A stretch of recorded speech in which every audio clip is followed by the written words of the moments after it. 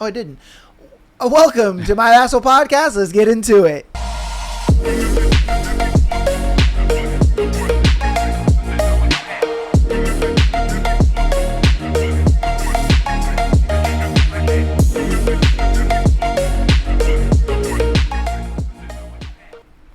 Welcome to my asshole podcast. Today is Sunday, and you know what Sunday is? Let's go, baby. Yep, welcome to the show. We got a very special show today because it's the Rick Force birthday. Everyone say happy birthday to him. Everyone say happy birthday. I totally forgot. Yep, I totally forgot. It's his birthday. Yep, I'm fucking old. Yep. I turned 30 twice. I've been literally telling everybody that. Like, everybody at work was just like, oh, bro, happy birthday. Because, like, it hit 12. Yeah. And so then it was officially my birthday. I'm like, oh, happy birthday, bro. I was like, how old are you? And I'm like, I turned 30 twice. Yeah. They're like, what? What hold on, huh? So, literally, it was funny watching, like, older people than I, like 10, 15 years older, doing math. They're like, 30 twice? What? Are you 60? What do you mean? Yeah. I don't understand. I was just like, oh, come on, man. Yeah. Ah, shit. Yeah. We got a good show lined up for you guys, though. We got some videos, you know. We gonna be doing nothing but speaking the truth. Yeah. You know what I mean? We appreciate you guys for comments and all that. You know what I mean? Our boy likes to see all the comments, see you guys interacting with the content, Yes. stuff like that. So we do very, very appreciate that, man. But yeah, fuck it, dude. Let's just get right on into it. Rick, before you send in these videos, go ahead and explain to the people. Yeah, so we talked about on the last episode, women talking about, oh, why don't men approach anymore? Why isn't there this like push-pull method of like, you know, you approach, I give a little bit of that, We can what show is it them called? the clip. We can show them the clip. Here. Yeah, we'll show you the clip he's talking about. Yeah, okay? yeah. That way you guys have an exact understanding of what the heck it is. Guys chasing girls. No, like seriously. I love asking couples and friends that I come across on how they met their boyfriend, and literally every freaking person just says, oh, on a dating app. What the hell happened? What happened to guys like being so obsessed with a girl that they see? They have an instant connection, and then girls play hard to get. And then the guy does anything in his power to win that girl over. Where the hell are these stories? Like, my dad chased my mom for so long. And literally every single one of my friends, especially the European ones, all of their dads chased their moms. I literally never hear these stories anymore. It's so... Yep. And this is what I was talking That's about. the clip he was talking about. I couldn't remember the hard to get term, but that's what it is. This is a prime example. I'm going to show one grandpa or like male perspective, one female perspective talking about exactly what she's talking about and how it wouldn't fly in today's society. Yeah, So, because even at the end of that clip, you even said like, back in the day, you know what I mean, you know, women didn't really know if you know what, I'll let you explain it. yeah, it was the idea that women had no real other way of understanding if men were willing to commit without playing like this hard to get kind of facade, right? Okay. And so the idea prior, I think when, you know, the generations before us, when they would like be in social settings, they kind of had to, you know, play that cat and mouse game of like, all right, I see you here every day. I have no idea if you're going to be able to commit to me. Like, what can we do here to like have some type of interaction where I can kind of gauge on that, right? Happened to guys chasing... So yeah. That's pretty much what he's talking about as far as the whole, you know, thing of what he's trying to show you in this video here. Yeah, man, I got the receipts, Rick Ford. I got the receipts, baby. Perfect. All right, so we're gonna show you guys this video right here, and then this is the grandpa, right? Yeah, grandpa talking about. And then we'll show you the grandma after. My mother, we met when we were teenagers. Well, she was a teenager. I was 38. A classic love story, really. At first, she hated me. Naturally, I followed her home. What can I say? Her bosom was most plentiful. I slept outside of her window for 3 months, slowly wearing her down, like a gentleman. Finally, I say, sweet cheeks. I'm not taking no for an answer. I was quite the charmer. She gave in. Our first date, I held her at gunpoint at the bowling alley. I said, promise me you're my girl. Everyone clapped. It was so beautiful. 5 weeks later, we were married. Tale as old as time. Your grandmother? That's some crazy work, bro. Some crazy work, right? I held her at gunpoint. You gotta think about, there would be a couple generations not here had he not done that. That true. He would not. They would not be here, being able to do what they were, destined to do. Yeah, if that grandpa was not that psychotic about his girl, and that's what I'm talking about. But this is not just standard, or this was not standard to just one culture in particular, right? This next one, it's the exact same thing in Spanish. Don't let the idea that if you don't speak Spanish that it goes over your head. I speak Spanish, that's why I sent it in, but it's the exact same premise, right? Just from the woman's perspective. All right. Y abuela, ¿cómo conociste a mi abuelo? ¿Cómo se enamoraron? Pues nosotros nos conocimos en el rancho, en el pueblo nos conocimos, tu abuelo y yo. Yo me acuerdo que no me dejaba en paz. Sí, no, siempre me estaba siguiendo a todos lados. Yo en la mañana me despertaba para ir a darle de comer a los burros. Y yo veía a tu abuelo allá de lejos, así. Se me quedaba viendo así, ahí. Así la hacía, así. Y un día, en la noche, venía de regreso a mi casa y escuché que alguien me venía siguiendo y era tu abuelo. Y que me agarra y que me lleva. Yo tenía, creo que unos 14 años, hijo. Sí, tu abuelo como unos 35. Tuve 16 hijos con tu abuelo. Tu abuelo se enojaba mucho. Sí, era muy corajudo tu abuelo. A veces. Right, and so that video is kind of a little bit longer, but it's the exact same premise where she's like, the grandson is like, grandma, like, how did you guys meet? Like, how'd you guys fall in love? And then she's like, honestly, I was on a ranch, I was doing my duties, and your grandpa kind of just came out of nowhere and said he liked me, and he would not stop following me everywhere I went. He would just keep following. And then I remember one time, like, I was just out there, like, tending to the donkeys, and I saw him just staring at me, licking his lips. And then, she was like, one night I was just walking home, and I felt like someone was following me, and then, he just snatched me up. I was only like 14. Yeah. That's pretty much word for word what it was. Yeah. And I'm like, dude, this is what I was talking about. Like, and there's generations, right? I wouldn't be in the position where I am now had generations like this not existed. You know what I mean? Yeah. Like, you don't meet you can ask some people that right? Ask women if they know, like, where their, like, lineage comes from.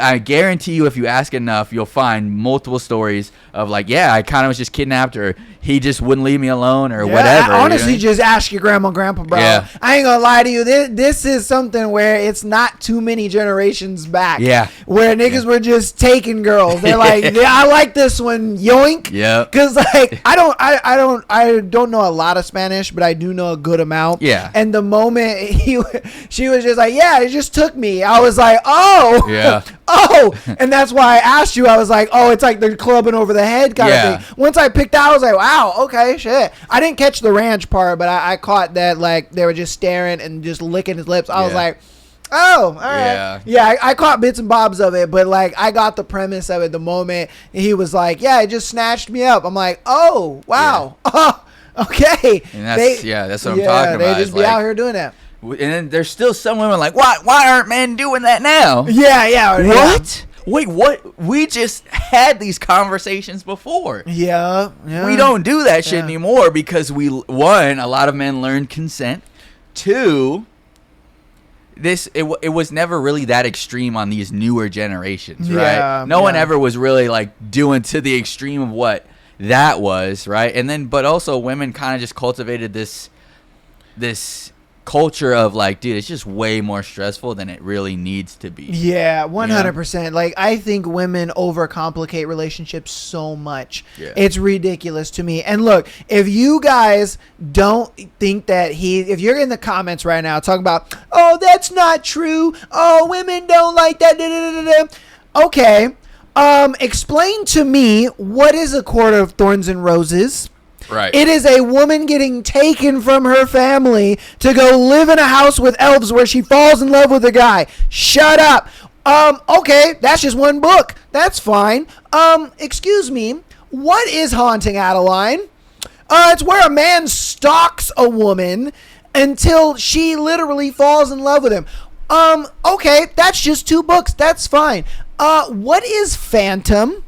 Phantom is a book where it talks about Adeline's grandmother who literally got stolen from her husband by a mobster. Huh. Oh, that's just 3 books. Oh, that's fine. You want to talk about Hooked? Oh, that's where a 14-year-old girl gets stolen by a 30-year-old man who is a villain of a city? Oh, my God. Oh, my God. And guess what? And they love it. Yes, and they love these books. They fucking love these books. Yeah. What are you talking about?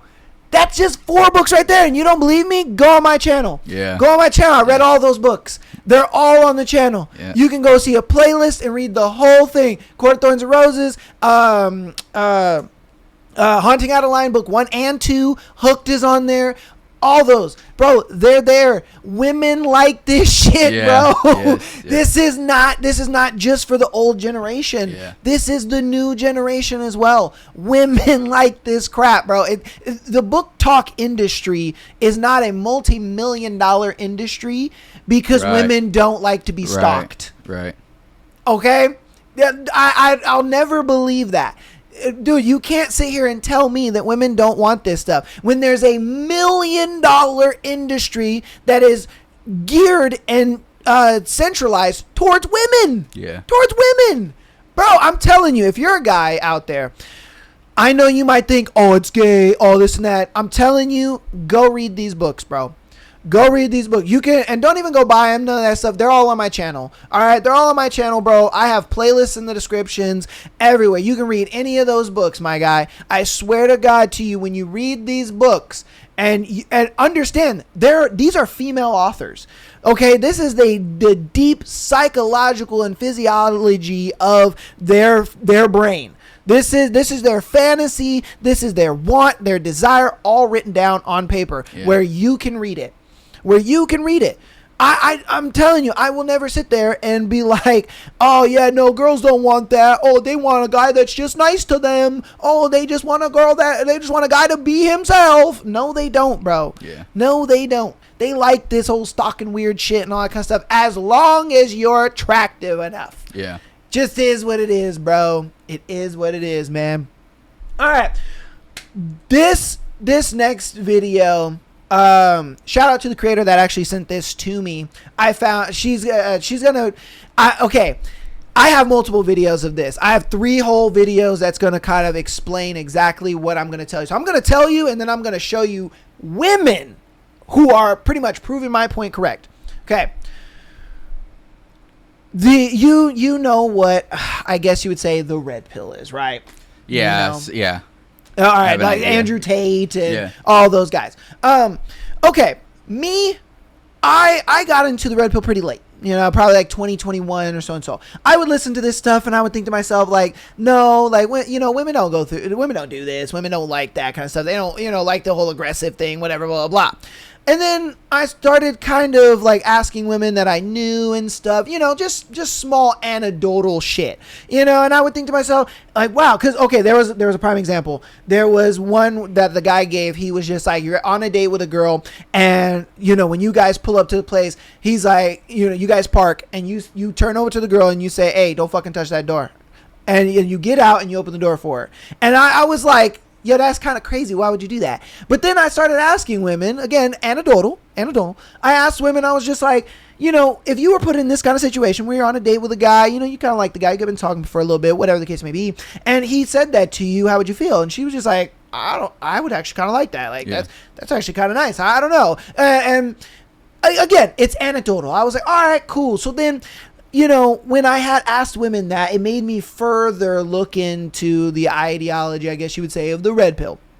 And so I looked into it further and further, understanding female nature and understanding how they mate select, and that majority of women want, taller men. They want men that are more, I guess you would say affluent. They date for, they date for like, they date up, you know what I mean? Yeah. And all the side, and so you see a lot of women, they're like, oh, that's just misogyny. Oh, that's hate and da-da-da. Now, women who see how it is to date a man or date a woman as a man, they immediately look at the red pill ideology as like, whoa, hold up. These niggas were right. And I'm going to show you 3 different videos where we're going to show a woman where she looks at her brother's dating, like a dating app like history and like how these women are talking to him and stuff like that. And then I'm going to show you a video of an actual dating coach where, you know, not dating coach, I'm sorry, a matchmaker. Okay. She's a matchmaker, and what she does is she starts to realize, fucking A, women are delusional, bro. Yes. They are fucking delusional. Like, all of the shit that these men are saying about women online is true because of her practice. Yeah. So, again, I'm going to shut up. I'm just going to show you the videos, and then you guys can, you know, make your assumptions, if you will. All right. My brother let me go through his dating app messages, and I need to talk about it because what the fuck is wrong with women? First girl. They match. He asks her on a date. She says, where are you taking me? He says a steakhouse downtown. She says it the expensive one or the one on 5th Street. He said 5th Street. She unmatched him over the location of a steakhouse. Second girl, talked to for a week. He planned a whole date, coffee, then a walk by the river. She texted him the morning of, honestly, I'm more of a dinner and drinks girl. If you can't do that, then I don't think we're compatible. They never even met, and she's already got a price tag on his time. Third girl told him, and this is a direct quote, I'm talking to a few guys right now, so whoever plans the best first date is probably who I'll go with. She literally turned his dating life into a bidding war. Y'all are out here treating men like DoorDash for a free night out and then wondering why they stopped putting in effort.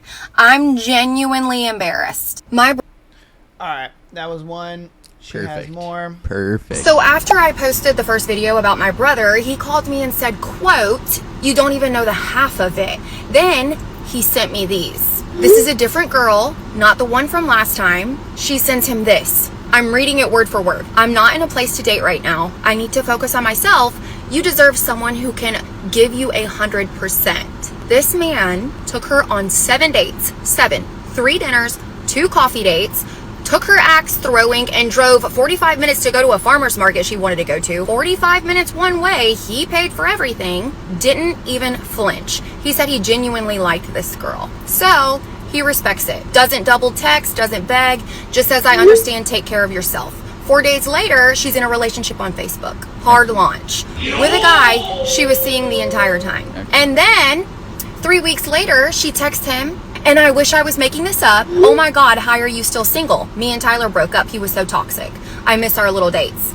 Our little dates? You mean the 7 free dinners? The farmer's market? You miss being funded? You were never focusing on yourself. You were keeping my brother on standby while you test drove somebody else. And then when that didn't work out, you came back to the ATM. Part 3 is coming, and it's going to make you sick. All right. Then I'm going to go to this video. So this is the dating coach or the matchmaker, yeah.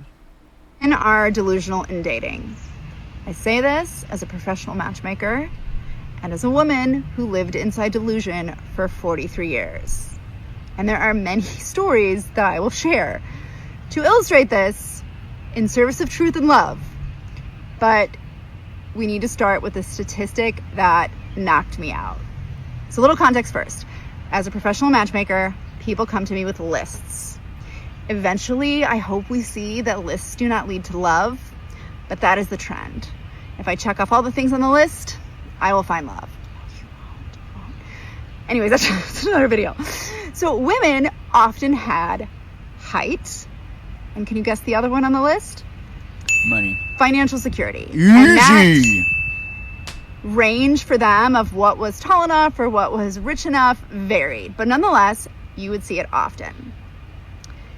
And I will tell you, no one ever said, I have a healthy, happy relationship because I'm with a tall, rich dude.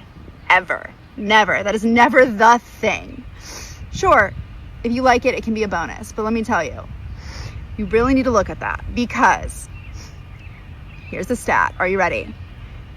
If you are wanting a gentleman who is 6 feet tall or above and who makes over $150,000 or above, guess what percent of the dating pool you are dealing with? 1. I was close. 1%. You've reduced all the men down to 1% left if you are looking for that. And let me tell you, that guy, that 1%, he has a lot of options. And so every woman thinks she's getting this guy. Wait, and that 1%, oh, this is the most important part. That does not include kindness. That does not include intelligence. That does not include emotional availability. That does not include physical attractiveness. It includes nothing that is important in actually making a relationship last. True. It doesn't include similar values.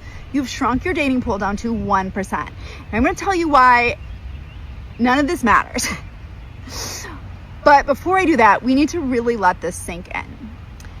And we need to remember this. This is very easy to forget. When you have a bad date or are struggling with anything in relationships, this statistic, once you understand more context, it will put it in perspective for you. So save it so you can refer back to it and share it with your friends. Because women, we need to wake up. 6 foot tall and 150K is not, it's not it. It's not going to get you the marriage and the love that you want. And I will share what will. But first, we need to let the statistic sink in. Save it and share it. And that, my friends, is the quintessential reason why I will never, ever let anybody tell me that the Andrew Tate, the Dan Bilzerian, the Michael Surtain, the Myron Gaines, the Rollo Tomasity way of thinking is wrong. Those men will always be vindicated no matter what. I don't give a fuck if you don't like them. I don't give a fuck if you don't care. I don't give a fuck, bro. They're gonna be vindicated. They're always gonna be right. The shit that you guys are sitting there, oh, they're misogynist and oh, they're this and that, da, da, da, da. Bro, it's constantly there. And my thing is when women see it, they're like, holy shit. Yo, this is what it's like to date as a man? This shit fucking sucks. Oh my God. This is trash. They're like, wow, I'm embarrassed. Like that one girl said. She was like, I'm embarrassed. I'm literally embarrassed because she looks at her brother as like, he ain't the most, good looking guy. He's not the most affluent guy, but he's out here putting in effort. He's out here being respectable. He's doing what he's got to do. And these women are still treating him like trash. They're still treating them like options and like shit. And then you have a woman who was literally a matchmaker for these women. You know what I mean? She said she did it for 15 years. And every woman, what did they say? They wanted height and money. Height and money. Yeah. And you guys sit there, oh, no, girls, they just want a guy who is nice and is himself. No, you don't. No, you don't.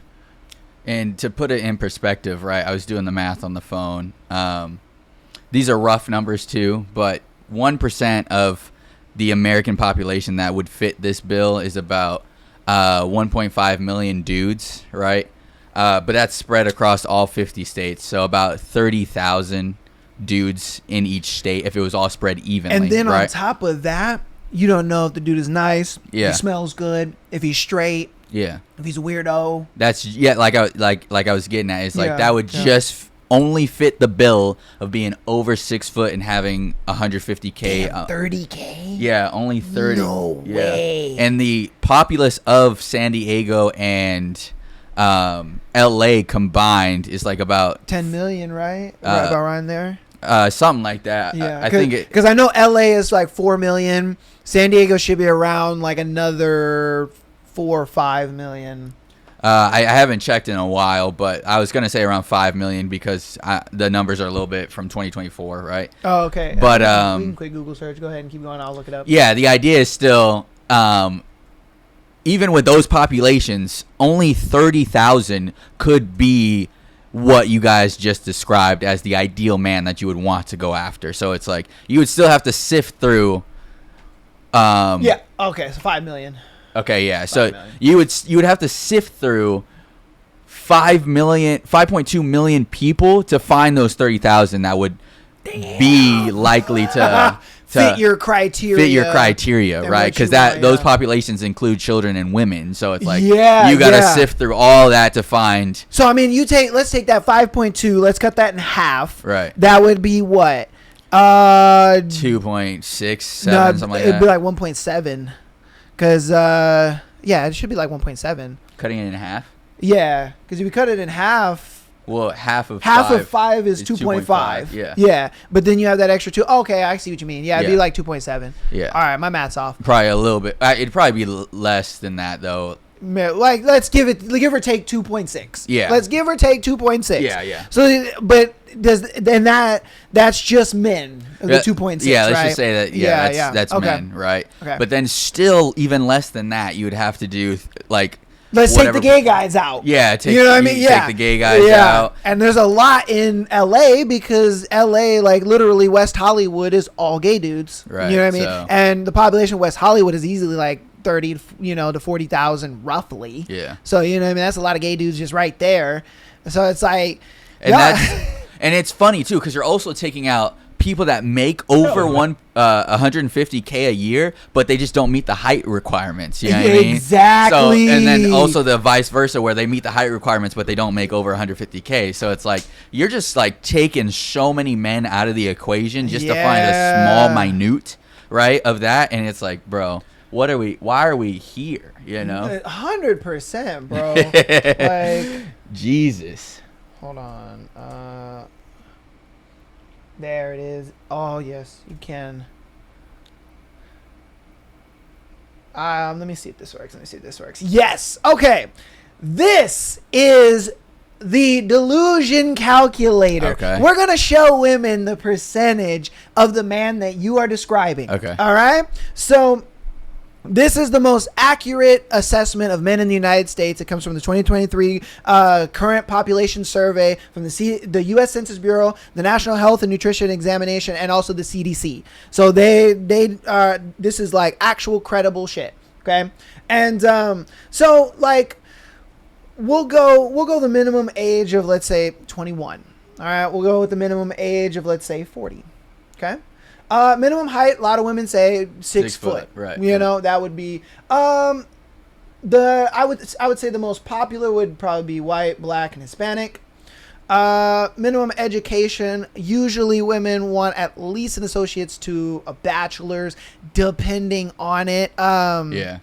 So it kind of depends. Some women are like, I don't really care for education. Some women are like, and I don't mind that. But we'll just go like associate's degree because it's like right in the middle. Okay. It's right in the middle of, some women want a guy with a bachelor's degree. Some women want a guy who doesn't have any degree. It's fine. It is what it is. Here, hold on. I'll actually show you guys on screen this calculator. Give me a minute. Here we go. Bow. So you guys can see what I'm doing here. Minimum was 150, right? Yeah, 150,000. 1, 2, 3. And then, obviously, they wouldn't want a guy that's married. And then, I don't think they would want a fat dude. I mean, do you think they would want a fat guy? No. Okay, they wouldn't want a fat guy. All right. So let's build their man. All right. Let's see. What? Why is it not doing it? Hold on. Why is it not doing it? You're clicking. I know. We broke the calculator. God damn it. It broke the calculator. Hold on. You can't scroll down or? No. Okay, yeah. Let me see. Hold on. Give me 1 second. Oh, jeez. All right. Hold on. So I can reload it here. Hold on. We'll go back into it, yeah. Yeah, we'll go back and do it. Give me 1 minute. Let's see. 40. I'm very surprised. I'm going to be very... I don't think surprised by what's going to be said here, but... Oh, no, but you know what I mean? Visual representation always matters. Yeah. Oh, no, it's not doing it. I don't know why. Yeah, it's interesting. That's a bummer. I'm surprised it's not doing it. Oh, that sucks.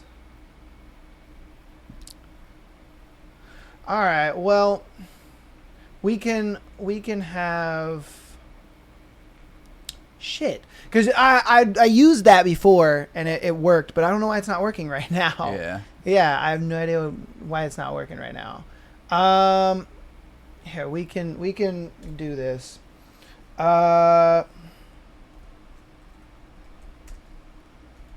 The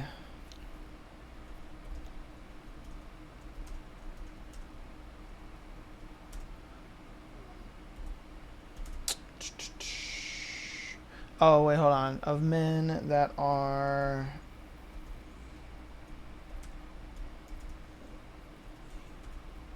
21 and 40 that are foot tall above make 150 hold on, sorry, okay, year, having associates and and then what was the other metric? Not married, not obese. Okay, not married. Yeah. Oh shoot, no. Okay. And we'll go ahead and have it. Wow! Oh, woo! God. Jesus Christ! It's a little worse than we thought it was going to be. Let me zoom in for the peoples. So yeah, that's the percentage of men you guys are looking at right there. You're looking at 0.05 to 0.15% of all U.S. men fit this exact profile when you combine multiple rare traits like high income, tall height, specific education, and health standards.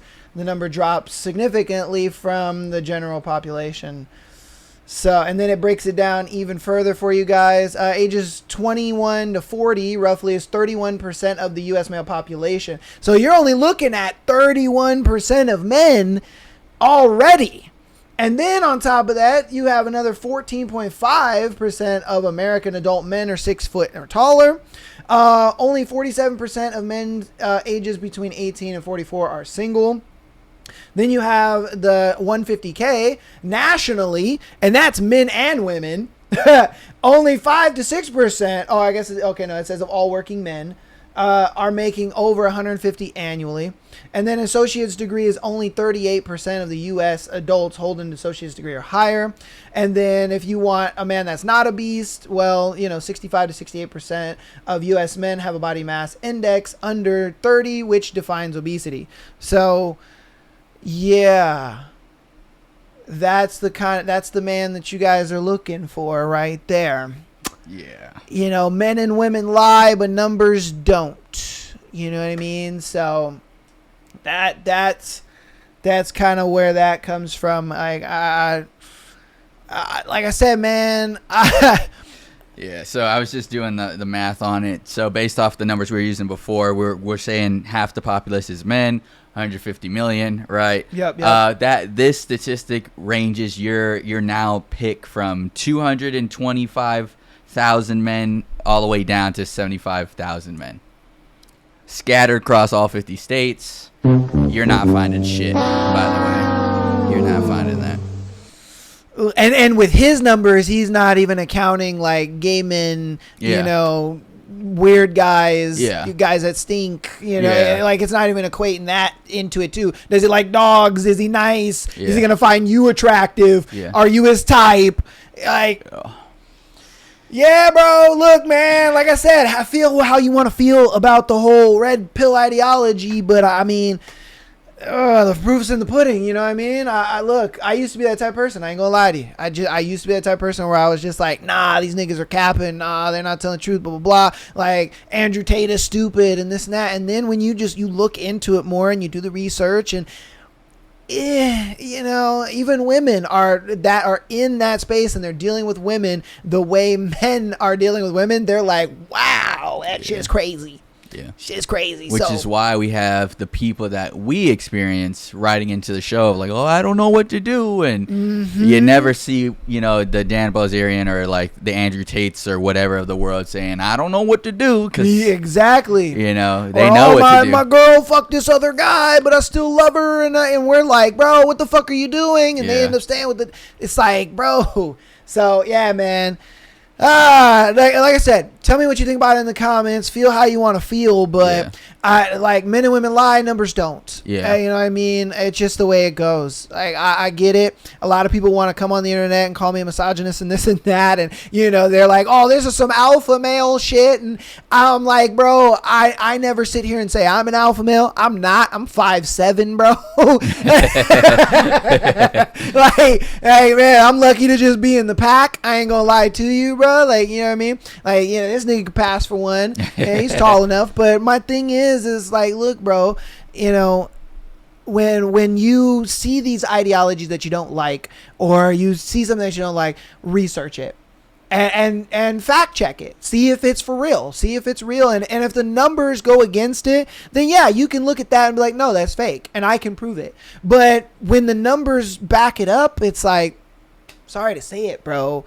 You know, and honestly, that according to the I keep wanting to call her like a dating coach, but the matchmaker, that was women's bare minimum, mind you, was the 6 foot, 150K. You know, I mean, we kind of threw the education and stuff in there, but you know, that's typically what women want, because a lot of women are very educated nowadays, so it makes sense that they would want a guy who's a little educated too. He's got some kind of degree, so we threw an associate's degree in there, and that, mind you, that's the lowest level degree. Yeah, you know what I mean. So you know, it's like we literally went bare minimum for women, and they gave you 0.05 to 0.15%. Yeah, 0.015. Yeah, which is lower. I'm like, god damn. So again, not even 1% of the populace meets that criteria. Half of 1%. Yeah, not even half or a quarter. Man, that's what. Right, not even a quarter of percent like meets that criteria. Yeah. So and this is why they say women are delusional. Yeah. Like, we're not here to say it because we hate women. We're just saying it because it's the objective truth. Yes. It's the objective truth. All right. So this next video I found hilarious. If you remember the video where homeboy was like wrangling in his girl because she was yelling at that old white dude. Or yeah. I remember. This is kind of the similar, but the thing is he was on, for some reason, he was like with his girl. Like, they were both talking shit and doing all this stuff. Like, I want to play the video, and I want to get your take on this video. All right. Okay. I thought this video was insane. Hey, not from my car, bro. Hey, not from my car, bro. Touch my man, I'll fucking beat the shit out of you. All those fucking children that are dead is because of you pussy ass bitch. We support peace. I told you guys from the beginning, don't antagonize him. It's real. I ran all the 150 children that was died in the war is because of you pussy ass bitch. I'll pray for you, brother. I'll pray for you. Nigga, you will go to hell. Cool. Y'all in a Camry. I live on Fremont Hill. Let's turn around, somebody get hot. Let's turn around. Yeah, walk away. Let's stop, Lamborghini. You guys are foolish. Dude, don't make my boyfriend kick your ass. He does MMA. Hey, bro. Hey, chill. Hey. Not from my car, bro. Hey, not from my car, bro. Touch my man, I'll fucking beat the shit out of you. Don't nobody give a fuck. You live off your agent friends to feel rich. Call the camera, get back in the This is V6. my car. I pay it out. Horsepower. I'll beat the shit out of you. You know, if you come outside, pussy, if you come outside, you don't even know what's going down with you, nigga. If you come out there, you get your ass fucking scraped, bitch. Dad, this is my father. He's your dad? I'm confused. That's your dad? He's my dad, daddy. Yes. That's my husband. Wait, do you call me daddy? First, he's calling me. I don't give a fuck. He's a fucking... No one's calling the cops, man. We're just having a good night, guys. We're parked in front of him. Hey, yo, what the fuck? Not for real, though. Oh. Look how they pulling out now. I don't know where his car is. You're a faggot ass nigga. Wait, me? Yeah. How am I a faggot? I did not call the cops. You don't want. He called the cops. Your friend with the fucked up hairline. Bitch, you look like a man. Oh my god. Holy fuck. All right, so you guys get the idea of what the hell was going on with that. If you have a V6 and claiming it's 300 horsepower, you're a clown. All right, and you deserve a cat laugh. I ain't gonna lie to you. You deserve that. It could be true. It's a shitty V6 if that's the case. I hate when dudes are just like, I got a V6. Yeah, I'm fat. Like, no, you're not, bro. You're not. And then they put on a shitty air intake and thinks it goes faster and it doesn't. Yeah. Yeah. Oh my God, bro. All right. We're looking at you Mustang drivers, but 100%. And you Camaro drivers. So I kind of got distracted, right? In my brain, that level of ignorance doesn't really hit me too well because I'm just above it. But in my mind, right, I was like, he has won, right? The dude in the Camry has won, because there's a lot of women out there that would see the Lamborghini and be like, fuck, dude, you know what? My man is in a Camry. What the fuck am I doing? Like, remember how we saw those dudes on the side of the road broke down, and we were like, yeah, their girl's probably waiting for another dude to pick them up, right? Yeah. And so I got distracted because I was like, you know, it's very clear that she's willing to get assaulted for this dude. You know what I mean? Like, you don't really find too many like that, right? Okay, all right. So that distracted me. But taking that step back of like, all right, well, we also don't want women that are going to antagonize and get me fucking killed out here. You know what I mean? So my thing is, it's not on. I don't think she did anything wrong. I think he was the one that was in the wrong, because look, men are the leaders, right? And by him starting that interaction by sitting there and be like, oh, you guys are the reason why the war is going on and kids died in Israel and Iran, his girl was just like, oh, I need to back up my man. Yeah. So I agree with you with the whole, like, nah, his girl, he's winning because his girl is like, oh, I need to back my man up. But I think he's a failure for getting into an altercation and even putting his girl in a situation like that. The fact that you're doing something like that, bro, goes to show me that it's like you are not the leader that she needs to be following, bro. Like, I love that she is about her man and, you know, she's willing to back him up even in the eyes of, you know, a Lamborghini. Yeah. I get that, but he is the failure. He is the one where it's like, bro, you should have known cognitively to not really give in to that level of emotion and give in to, you know, saying all that and being stupid and doing it. And then on top of that, you have your girl in front of you. Nigga, what are we doing? Why is your girl in front of you in the eyes of confrontation? Would you ever put your wife in front of you in the eyes of confrontation? No, obviously not. Well, like, what the fuck is wrong with you? So that's what I'm saying. She's not the problem. He is. Yeah. I think she did everything she was supposed to do. Yes, yeah. She looked at it like, I'm going to back up my man because that is my man. I don't give a fuck what he's driving. I don't give a fuck who he is, blah, blah, blah, whatever. That's my man. I love him. That's daddy. That's my husband, whatever. But he was the failure by putting her in that precarious situation. It's like, you don't do that, bro.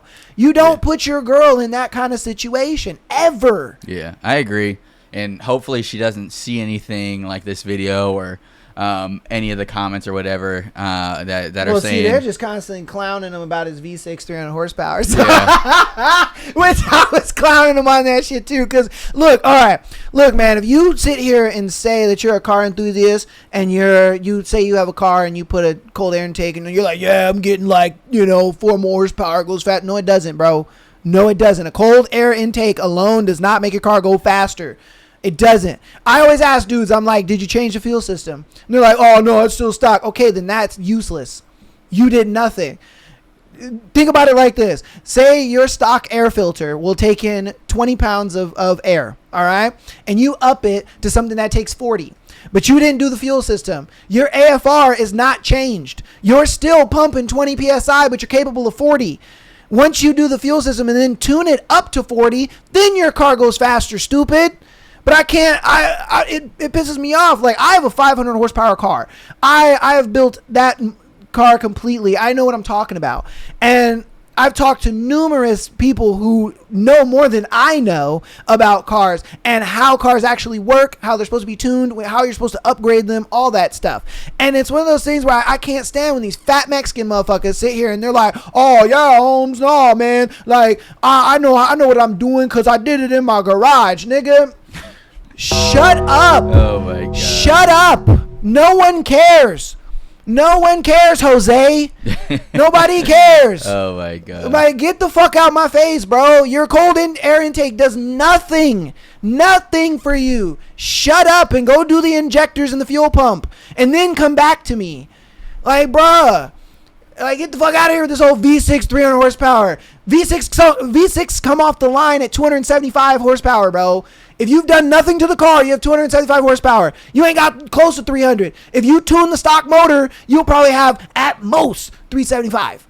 Maybe you'll get an extra 100 horsepower out of it. Maybe. That depends on what, motor you have and what car, you went with. But it's like, bro, you're never going to touch anything close. Because a lot of dudes are like, oh yeah, I'm pushing 400. Yeah, I got a V6 400. No, you don't. No, you don't, bro. I can probably prove it. You don't.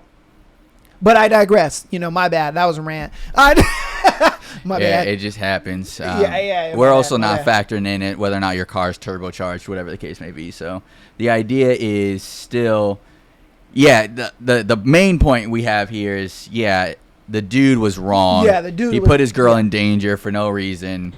And I get it, right? Sometimes you go out into the world and there are people that are a little bit pretentious and they just act like the world is so stupid around them and that they're like these main characters or that they're the only intelligent ones out in the world, yada, yada, yada. So I could see how possibly they might have been looked down upon before the camera started rolling. But that's a little bit different, right? You just got to be understanding of being the bigger man in the scenario, or i.e. that whatever situation you're in is 100% your fault, right? Yeah.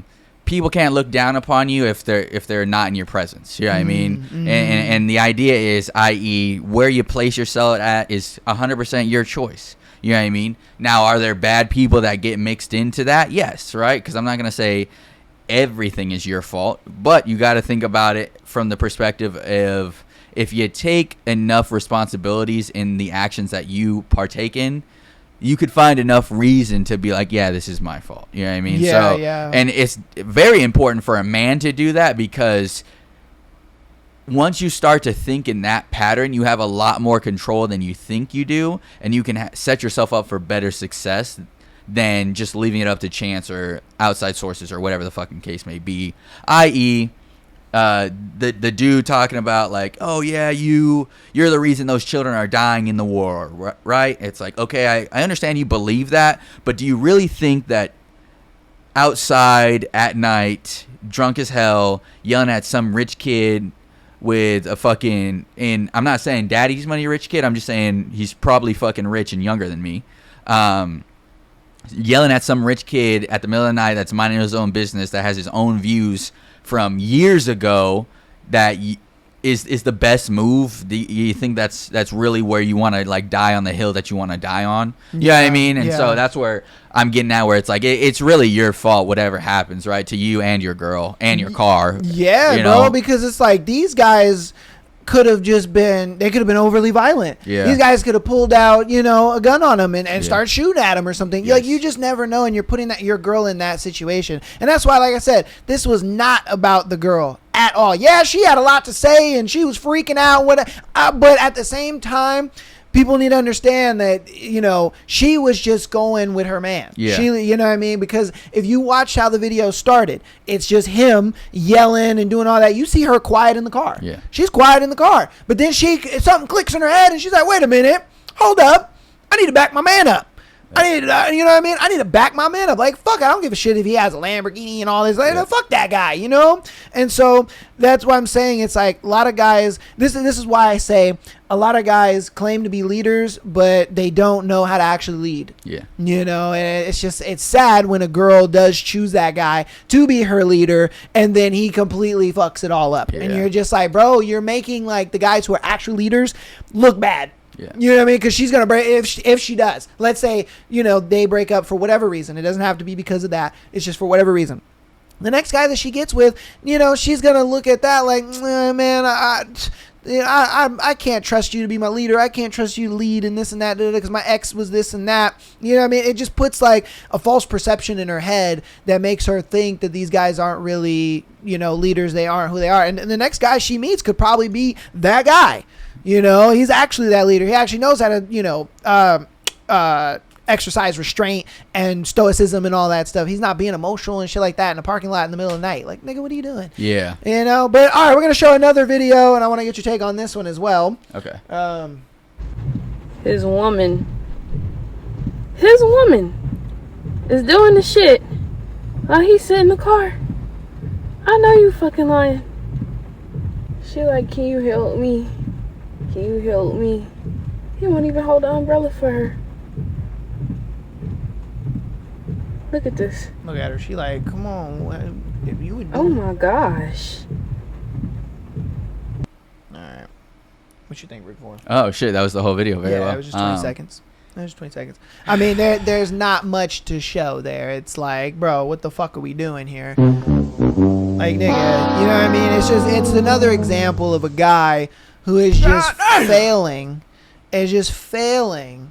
This one kind of hurts my heart, because. Yeah, I look at her and I'm like, dude, she's probably doesn't really know what she's doing too much.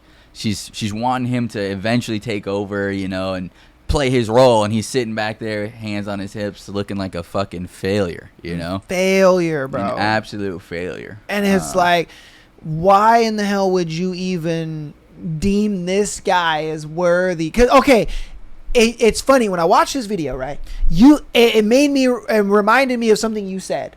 You said, why in the hell is it that the worst dudes or the most abusive dudes always got a girlfriend? Right. Yeah. And I thought to myself, and I was just like, wait a minute. That nigga, the rigger was right, bro. Yes. Holy shit. Yeah. Like, why is it always these bum dudes always got a girl, bro? Yeah. I mean, I guess maybe, we're just too busy and we got shit actually going on. We're running businesses and shit, but and these niggas ain't got nothing going on for them, so they just chase pussy all day. Yeah. But it's just like, bro, when I saw this video, immediately I thought that. And I was like, dang, man, the rig is right, bro.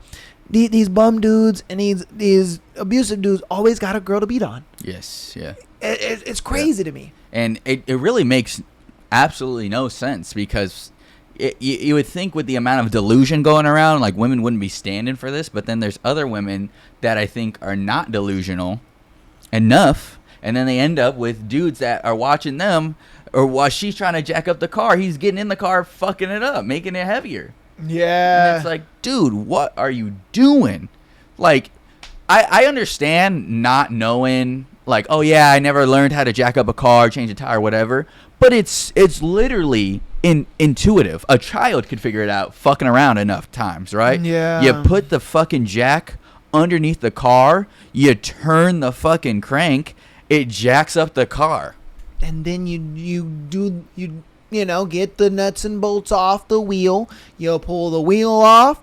Your spare's in the trunk. All you got to do is lift the liner. It's right there. You grab it. You're a big enough Negro to get it. You grab it with your big monkey hands and get over there and change that motherfucking tire, bro. You literally take it off, put the other one on, screw them back on. And just do the reverse. Put the nuts back on. Child could figure it out.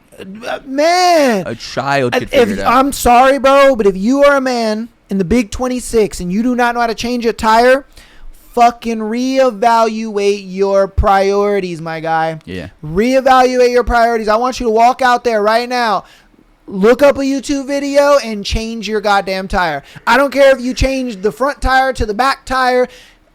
Learn how to change your tire, bro. If you do not know how to change your tire and you're stuck on the road and your girl is doing it, guarantee you she's lost respect for you. Yeah. She is fucking Tyrone or Chad Thundercock in the next week, bro.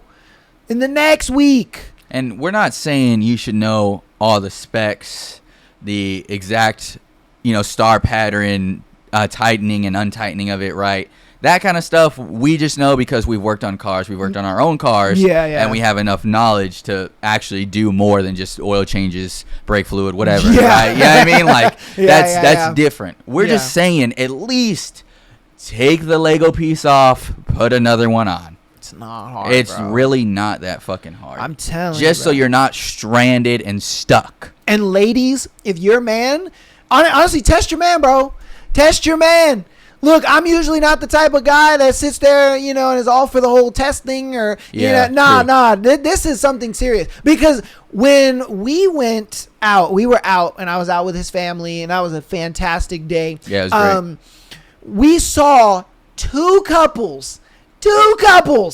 Actually, it was three, because when you guys were taking me home, didn't we see another one? Yeah, I think so. Yeah, I think we saw two on the way to the amusement park, and then we saw one when you guys were taking me home. Yeah, we saw three. I digress. Three couples that were literally on the side of the road, and the car was broken down. Yeah. And the thing is, bro, you never want to be in that situation, man. You want to be that guy to be able to look at your girl and say, hey, stay in the car. Don't worry about it. I got it. Yeah. You know what I mean? Or, you know, just stay off to the side, because I don't think you want to have your girl in a jacked up car. You really don't want to have that. So, you know, have her get out, have her stand to the side, and you're able to just take care of it and get back on the road. Because if you don't, I'm telling you, man, we were making a joke about, like, you know, she's calling another guy right now to come get, you know, to come fix the tire. Because that can happen. That can happen. That can very well happen. Your G35, G36, or G37 broke down. A BMW's pulling up. Damn. A Mercedes pulling up. Damn. You know what I mean? Like, damn. You know what I mean? And she gonna have the AC blasting, the cooling seats, the fucking vibes going. She got the Bluetooth, everything. He's gonna have her favorite Starbucks drink already pulled up in the cup holder. No. As she's hopping in, bro. Oh no, He's like, hey, you need some help, little bro? No, I'm waiting for AAA. All right, cool. Stay there. Yeah, stay there. Have a good one. Though. Yeah, she's coming with me. Yeah, she's gonna gladly get up in that BMW. And bro will probably have like the low trim shit. Yeah. You know, he'll have the M340i. Yeah. You know what I mean? And it's still pulling your bitch. Yeah. Like, damn. Yeah. Cooked, bro. Not even a competition. Just nope. But he's still, his shit works. Your shit broke down. Yeah. Why? Because he knows how to fix on his car. Yeah. He knows how to work on his car. Look, the one thing that my dad taught me, and that has honestly carried me through my entire adulthood life, is the simple fact that he was like, learn how to work on your car. Yeah. He's like, whatever car you buy, learn how to work on it. He was like, because you'll never be stuck on the side of the road, and you'll never be in a situation where you got to ask somebody for anything. Yeah. You know, or you get, nickeled and dimed at these fucking shops and stuff like that, bro. You know what I mean? And honestly, I'm like, facts. It just makes it simpler because, I mean, granted, there's a price with that, right? Like, my wife's friends know that I'm mechanically inclined, so they come to me with some of their, of course, you know what I mean? Of course. But they I'm still understand. But you understand to a certain degree that shows that you have some type of value. You know what I mean? I guarantee my wife looks at me a little bit different because she knows that not only am I reliable to her for car troubles, but her friends know well enough to come to me as well. So it's like that just gives more of that social proof that we talk about. You just took it right out of my head and said it. Yeah, because I was just about to say that does miles for your wife's social proof of you, because when other men are coming to you with a problem that you view as simple, your girl's gonna just be like, hell yeah, like that is a fucking man, like that dude over there, girl, you might want to trade up. I don't know, you know what I mean? Because you're just like, oh dude, easy, easy, and his girl is looking at you like, well, that's easy? Oh, he made it seem like it was a big issue. You know, bro, hey, I'm telling you, man. And it doesn't take long to learn either. It doesn't. It does not take long to learn. Go on YouTube, bro. I'm telling you, everything that I've learned how to do on my car, YouTube video. YouTube video. Go buy some, a Harbor Freight shit, because you can get it for relatively cheap. It's not super cheap, but you can get it relatively cheap, man. Get it, you know what I mean? Get you a good socket set, get you an impact, and you'll be straight, bro. You'll be straight. Get some extenders too, because spark plugs are a bitch. But you know that if your man has a foreign car, he knows what he's doing if he knows how to work on it, because them motherfuckers are complicated. I'm not gonna lie, right? Yeah. Like the JDM market, the German market. I wouldn't say the British or Italian maybe so much, but no, because Italian cars are the worst. Yeah, Italian cars suck. They suck a lot. They fucking suck. If your man is driving an Alfa Romero or he's driving a Fiat or a Mini or anything like that, bro, break up that nigga immediately. His car is gonna break down every day. Every day. You think BMW is bad? You think Audi is bad? Oh, bro. And if you have a homeboy, right? Like girls, if you have a homeboy, or dudes, if you have a homie that flexes in Alfa Romero, you need to get away from him. Oh, facts. You need to get him out of your social circle, bro. quick, lickety split. You heard? That shit is terrible. Don't let anyone try to flex that on you. Yeah, seriously. Those are the worst cars to ever buy. Worst. Okay. I've been seeing this video everywhere. And for some reason, women feel as if these boys were in the wrong because of the way the girl was acting. Okay? I don't know if you've ever seen this video. I probably haven't, but okay. We'll see. But yeah, I want to get your take on it. And then, I'll give my take and whatnot. But yeah, I've been seeing this video a lot. I want to say it's an old video. I'm not 100% sure. It says it came out in May. It says 5/10. So okay. I don't know. But yeah, you let me know what you think about it, and then I'll give mine. Okay. Hey, we're stuck. Okay, which school are you in? Palmetto. Senior. High school. Middle school. You think this is fucking funny? Yes. It's not. Deadass, nobody's fucking laughing. You guys are fucking laughing when we're stuck in an elevator. So just shut up so I can fix this. Okay? Like, I don't know any of you guys. And you guys are so fucking immature. And you guys are fat because you can't walk down the stairs, obviously. Yes. Right? So just shut up and let me fix this, okay? Like, laugh all you want, but we're stuck in an elevator. So, hey! Okay, let me get it. No. Okay. So that's the whole video.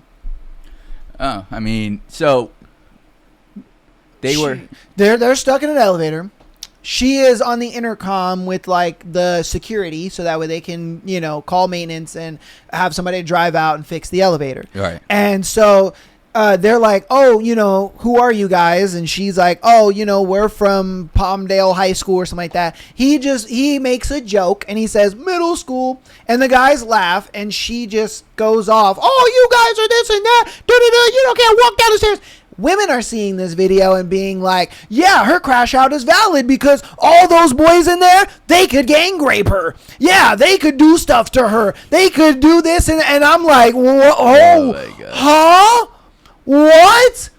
First off, these boys, when you see the video, they're all up against the wall. They're giving her literally a whole little section of space. She's got a whole little space. None of the boys are like shoulder to shoulder. They're not really like all around her like that. And then on top of that, they're in an elevator. This was not like set up. This was not like some master plan by these boys. No, they were all just going to the same place. Bitch, you didn't want to take the stairs. What the fuck are we talking about? What do you think? Yeah, I mean, it's just kind of, in a way, just dumb. The idea is it's just dumb. You know what I mean? Like she's, I feel bad for her. Not for the reason that you would think, right? I feel bad because in her mind, she was so distraught from the idea of being in that elevator that she overreacted in that manner, started yelling at the boys. I feel like she was obviously scared. In my opinion, I feel like she was scared, and that's why she reacted that way. Yeah. Obviously, the boys in there they don't take shit serious, they're like, whatever, now we just have to wait. Yeah, because which is how it is. Yeah, they're young boys, bro. They're gonna make jokes and be stupid and whatever. Yeah, I mean, it's just like a what'd you expect? Kind of thing. It's you're getting mad at ducks for quacking. It's Facts. like it's not that deep, right? It's really not, really bro. Is not. It's really not. And to say that they like why is there this narrative that like men are just sitting around waiting for an opportune moment to grape a woman, dude?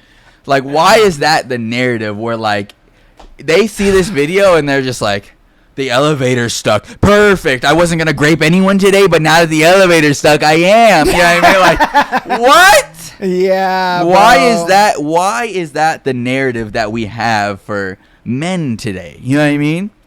Is that what happens? Like, even with the like, I guarantee you look at all the rape cases that happen, it's not some opportunistic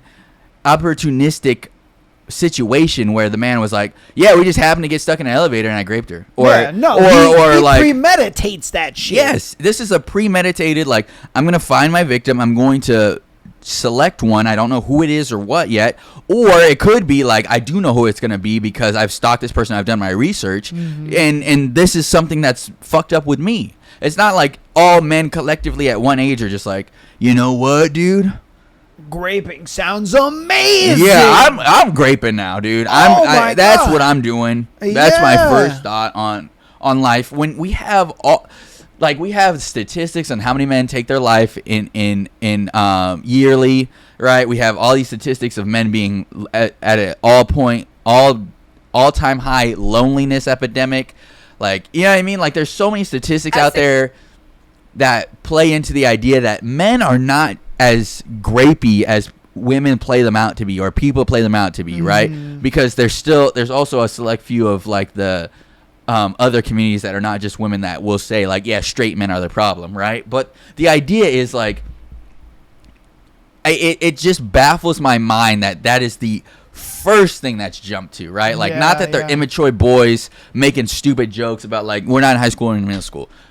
No, it's the first thing is like, they're trying to concoct some plan because now they have the opportunity to grape this lady. Yeah. That's like stuck in an elevator. That is so stupid. It is crazy. That is so stupid. Crazy. That's like saying all women are going to poison their husbands eventually. Yeah.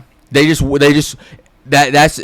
they all wait for, is to collect child support and eventually poison their husband and get some type of money or something from them. You know what I mean? Yeah, like that's like saying all widowers, they killed their husbands. Yeah. That's like the equivalent of that, where if you wanted to spin it on the other end, and it's so wild to me, bro. And you know what's crazy is that when you had said men's mental health and all that kind of stuff, I'm so glad that you brought that point, because for some reason, this month, if you did not know, is Men's Mental Health Month.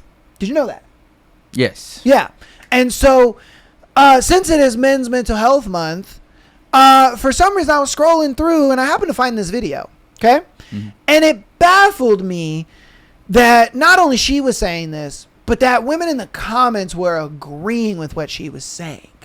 All right, and I'm gonna let her speak for herself. I won't put words in her mouth, but in a post that said now women care about men mental health. No, we don't. No, we don't. Who said that? I'll be the bad guy. I'm here to tell you the truth. You're not fighting mental health. You're fighting accountability. You're fighting the things that you did in the past that you don't want to own up to. You're fighting the voices in your head that your mama put there ever since you was a little boy, trying to enable you your whole life. Now you got to face it in the real world. I'm going to tell you the truth. Stop it. You're faking it. Stop it. You're not fighting demons. You're fighting yourself. You're fighting your own consequences. Please. Now let me ask you something. What if I got on the internet and I said, women, your mental health does not matter. All the trauma that you're going through, you're faking it. Stop. Get the fuck out of here, man. All that abuse you went through, get over it. It is what it is. You're just dodging accountability, and you're not wanting to see it. Your daddy sat there and enabled you to believe this. You guys would look at me like, what did he say? What the fuck? You guys would be looking at me crazy, right? But for some reason, she can get on here and say that and be championed. Be championed. What do you think of that? It's insane. I'm seeing the women in there talking about, whatever they're talking about. I promise. I don't give a fuck. Yeah. Right there. Yeah.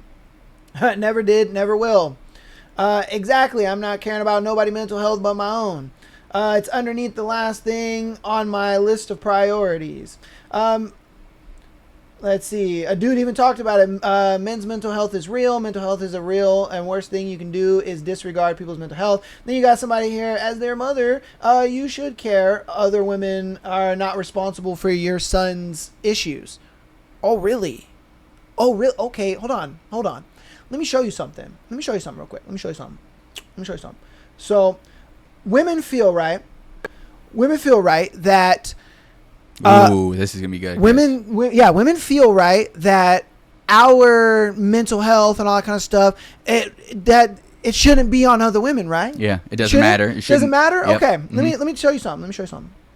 Women are feeling disoriented in their marriages right now because they're grappling with the fact that their husband, a seemingly good man, is wholly indifferent to what's happening to women, to children, to marginalized communities, and over 1,100 women that I polled felt this way, which was the overwhelming majority. Women are watching the world burn. Right before our very eyes, we are losing even more rights. Children are being killed senselessly and more in gun violence. Men are getting louder about hating women and stripping us further of our rights. We are witnessing the uncovering of massive abuse rings, and husbands are seemingly just unaffected. Okay, so, and she talked about, women spiraling and all this kind of stuff. So I'm supposed to care about your wants, needs, and mental health, but you don't care about mine? Right. Again, if I got on this internet talking about, women, stop faking it. Your mental health is doesn't matter. Nobody cares about it. Oh, your daddy should have taught you da-da-da-da-da. You guys would look at me like, what did he say? And rightfully so, because that's crazy. That's crazy to me, bro. Yeah. It just kind of, it blows my mind where, I talk to different men through all walks of life, right? Some of you guys DM me. I have mentors. I have people that I've talked to from the Marine Corps. And it's truly interesting how alone men feel in this world, The idea that even other men that have, chose to band together still... to an extent feel some type of loneliness because they just feel that truly no one cares about them and their mental health. You know what I mean? There's so much weight on a man's mind at times where the idea is these women that still talk about, save that for your mama, are the same women that turn around and say, pay for my meal before you speak to me, or you should be the man fixing my car, paying for my nails, earning $150K, fighting for me if I get into an issue, And it's like, truly, it's mind-blowing for me, right? And you just come to accept it after a while, that women will put all of this onto a man and be like, yeah, I don't give a fuck if that breaks you. Save that for your mama. And it's like, you're going to be a mom to a son. And that's how you want their wife to treat them? You want to raise a son so that all these other little girls that you're going to say is, it's not good enough for my son. My son's this, my son's that, yada, yada, yada. You want your son to go through that in life? That's what you're cultivating for your child? That's what you're cultivating for your husband? That their mental health doesn't matter? That it's not on you, it's on, you don't play a part, it's only on their mom and that's it? That's insane. It really blows my mind that in general, these women will just say things of that nature, right? One of them was like, I'm a psychologist. I basically saying I study the brain, I study habits, and I don't give a fuck. It's insane that's the mindset that some of these women adopt, And I don't think about it too much because at the end of the day, I have money to make. None of that shit's going to affect me. I got shit to do, right? I handle my mental health the way I do. But for women so many women to be going through the comments, agreeing, saying, I don't give a fuck, yada, yada, yada, and then expecting men to do X, Y, and Z for them is just insane. I can't wrap my hand around it. I don't think I ever will. And I don't plan to, but the idea is just like, I put it out there for the perspective of like, what the fuck do y'all be thinking inside your head, you know? And it's crazy that you had said, I can't remember exactly what you had said. Correct me if I'm wrong, but you had said something about shit. It's something along the lines of like women, you know, don't want. Oh man, damn it. I wish I forgot, because I was looking for the video that fit exactly what you were saying. Because there are women out there that are on TikTok and they're saying that I don't want to birth a son because I don't want to raise my oppressor. Yeah. Okay. Yeah. I think I've seen a video like that actually. Yeah. So we're gonna watch a video of that. Yeah. I forgot what you said that led to that. I was too busy searching it. My bad. No, it's all good. But yeah, this was crazy to me. My comment has pissed so many people off. But despite it getting approved, my response to my initial comment, which was, we need to stop giving birth to our oppressors. That was my comment. I don't think it was just men, but it has literally driven people insane, and they've been going through all my stuff and reporting it, which do you know, whatever gets you off. So Kimmy here says, birthing them isn't the problem, it's the way they're raised. I bet it's not. So I'm going to read it, because after being reported and reported and reported, it finally, one of these times, explained that to me. It finally didn't get approved. Every couple of months, because I'm mouthy, this will happen, and it'll take a bunch of trolls off. And because I refuse to back down or cower or hide or any of that stuff, plus, let's be real, I'm mouthy. I'll say the thing. I could be more emotionally mature, but I choose not to. Because you know what I'm not doing? Raping and killing people. So I win, gentlemen. I'm going to read my comment. This is my response to Kimmy. It is absolutely birthing them. They grow up. No matter what we do to socialize them, they grow up into animals that form armies, that then kill us.